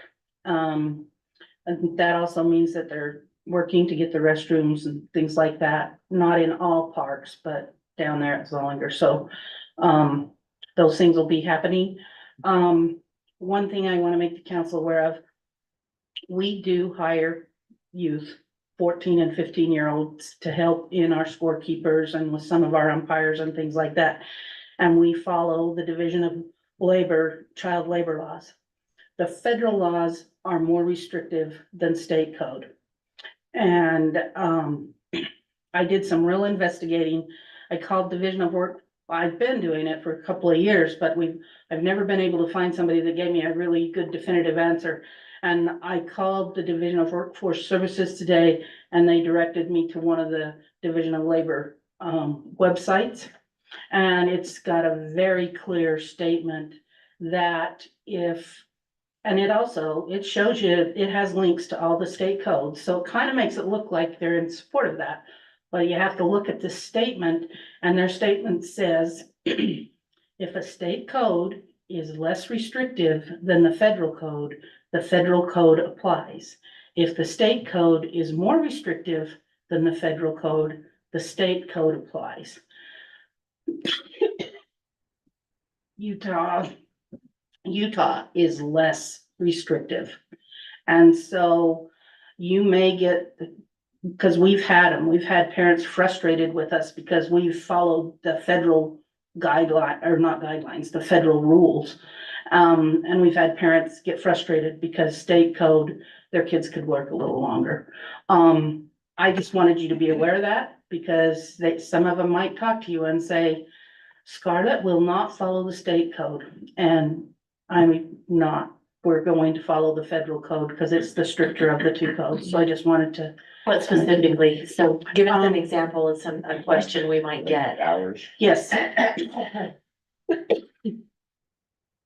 State code allows them to work until 9:30 at night. 4 hours, and they have to be done by 9:30 on school nights. Federal code, 3 hours, and they have to be done at 7. Oh, wow. So it's kind of a big deal. Yeah, that is a big deal. And on school nights. Then on Saturdays, when school's not in session, they can work more. Both codes agree on what they can do for Saturdays. 16 and up is not regulated like that. So we're just dealing with the 14 and 15-year-olds. But that's the biggest one, is that parents have said, well, we'll sign waivers. We'll do whatever we can. There's no reason why my child can't work until 9 o'clock at night, because I make sure he does his homework before he goes to his job, and I believe they do. I'm sure they are very good parents, but they cannot sign those rights away. We are gonna follow the federal law, and that's all there is. So Tell them to call Washington. yeah, I actually have said that a time or two, but anyway, it did take me till today to find something in writing that was really specific about which law we could follow. So, and then as Rob mentioned, we are seeing a little bit more activity as far as development goes and, homes. And we're still seeing quite a bit of activity. We've already got pools coming in. People starting to look at their retaining walls and things like that. So land use is going to stay relatively busy. You will be seeing some changes to our subdivision ordinance, even though we just barely got that passed in October. State code, the state legislature thought they needed to undo some of what they did and increase some of what they didn't do last year. So subdivision regulations will be changing. So planning commission will see those in the near future. So. Can I just tell you how much we appreciate the work that you do in keeping us up to speed on those kinds of things and keeping the city out of trouble? You and Ryan together, but you know, when I hear that they're changing all those things, I think, oh my gosh, we've got to stay on top of that, and thank you for doing it. Yeah, I think, oh my gosh, too, but I kind of wish they would have let the other one play out to see if it would have worked, but apparently, I don't know whether it was cities or home builders or who, but somebody didn't like the way it worked, and so we'll try again. So we will be making some changes in the very near future. But we did pass the moderate income housing plan. With a strong critique, but we did, yes. Thank you for doing that. I know you were terribly frustrated with that, but. Well, and I've taken some steps and it looks redundant and whatnot, but I've started putting, you'll see it when you see that there's a rezone request in-house right now that the planning commission is gonna see on their study item. And I've included a lot of the moderate income housing in that, just to show that we are educating, we are bringing it up all the time, we are not ignoring it. And so then I can safely say it's on our staff reports, and I've put the Bear River Health Department, or not Health Department, but the Bragg, I've put their notices in our newsletter and things like that. So we are, and yeah, we've done it before, we've done it all along, but I'm being very purposeful about it this time so that if they ask me to lengthen that report longer than their thing will allow, though I'm gonna be angry, but we'll see how it comes out in the end. But thank you. We appreciate your work. You're very welcome. Yes, Thank you. Ryan, let's keep it short, can we? He's doing too much to keep it short. Oh, yeah. He gets his time. At some point, I just take as much time as any of you want me to take. So, you want it short, I can do short. Yep, we've worked really hard. The staff's really dedicated. We've accomplished as best we can every directive you've given us. And, I've met with each one of you, at least, well, most every one of you, some more than others. But I believe we have as good of a staff and as great of a council as Providence could ask for. My report would include, we've just kind of wrapped up some of the grant proposals. We've got all those grants in. We probably, I think I got at least a half a dozen grants submitted in the last month and a half. And just waiting to hear back. But we always, my goal on grants is to at least apply for as much grant funding as what you collect in sales tax and property tax combined. And I have achieved that every year I've been here. So at least I've applied for, so we talk about increasing taxes. I've applied for more taxes than the entire residents of Providence have paid in property and sales tax combined every year I've been here. That's great. So, just to keep that in mind, we are very conscious, as a staff and directive, we're very conscious of the volume, of costs and what is happening in build, and making sure that we're covering costs and doing the work for the public. The skate park, it's gonna come. It's a little delayed at this point. We're still waiting for a finalized design. They have issues of depth.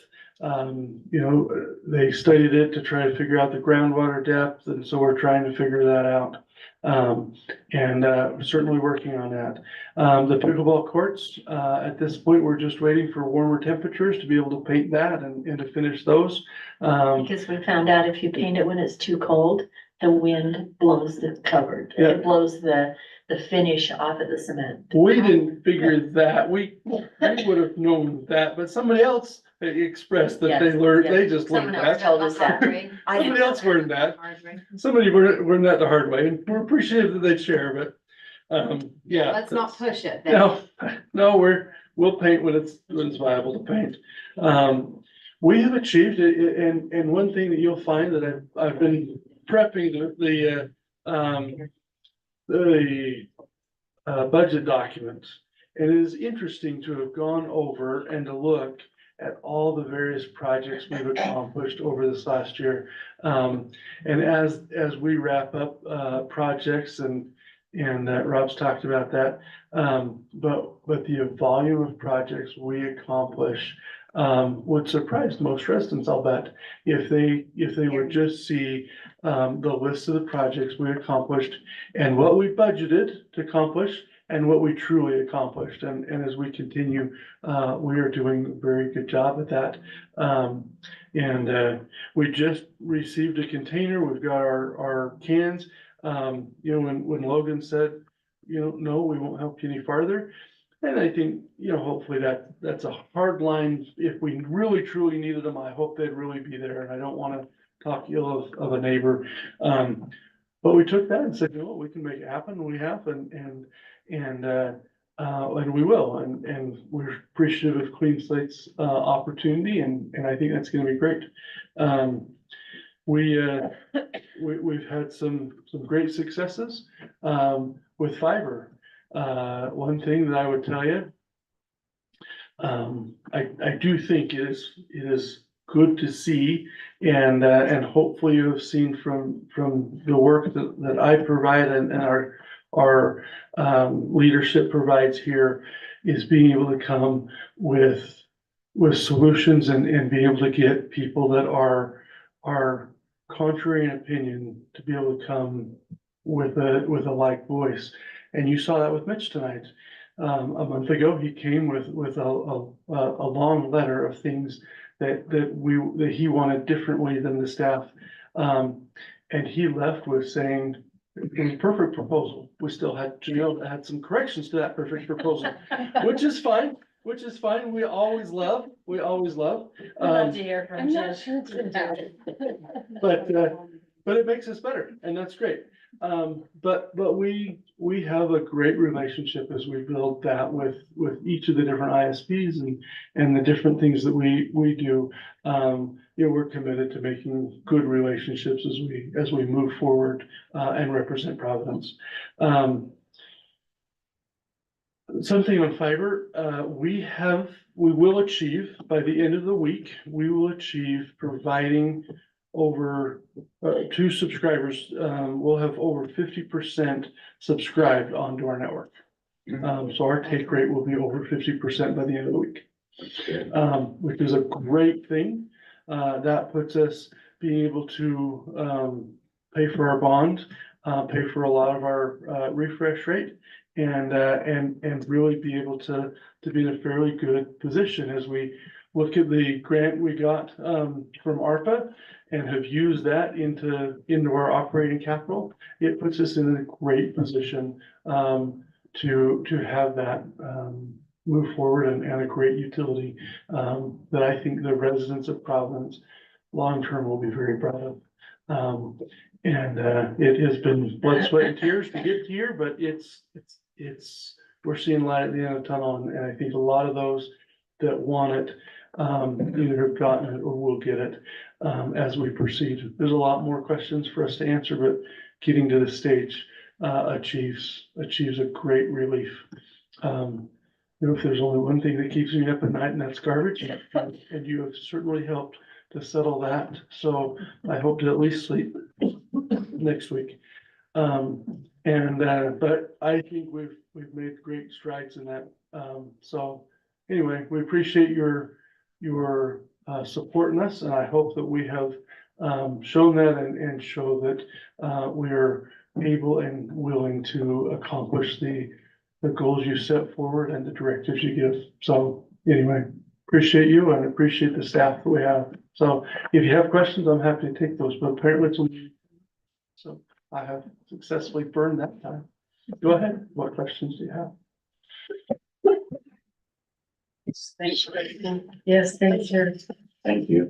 Bravo. The grants that he's written for will bring in some good revenue, so that's good. It pays in the long run, but we apply for vast majority and maybe we don't get them all, but we don't get anything we don't apply for. So, That's right. all right. Don't get it if you don't ask. Okay, with that, I'll entertain a motion to adjourn. I'll make a motion that we adjourn. I'll second it. Okay, all in favor?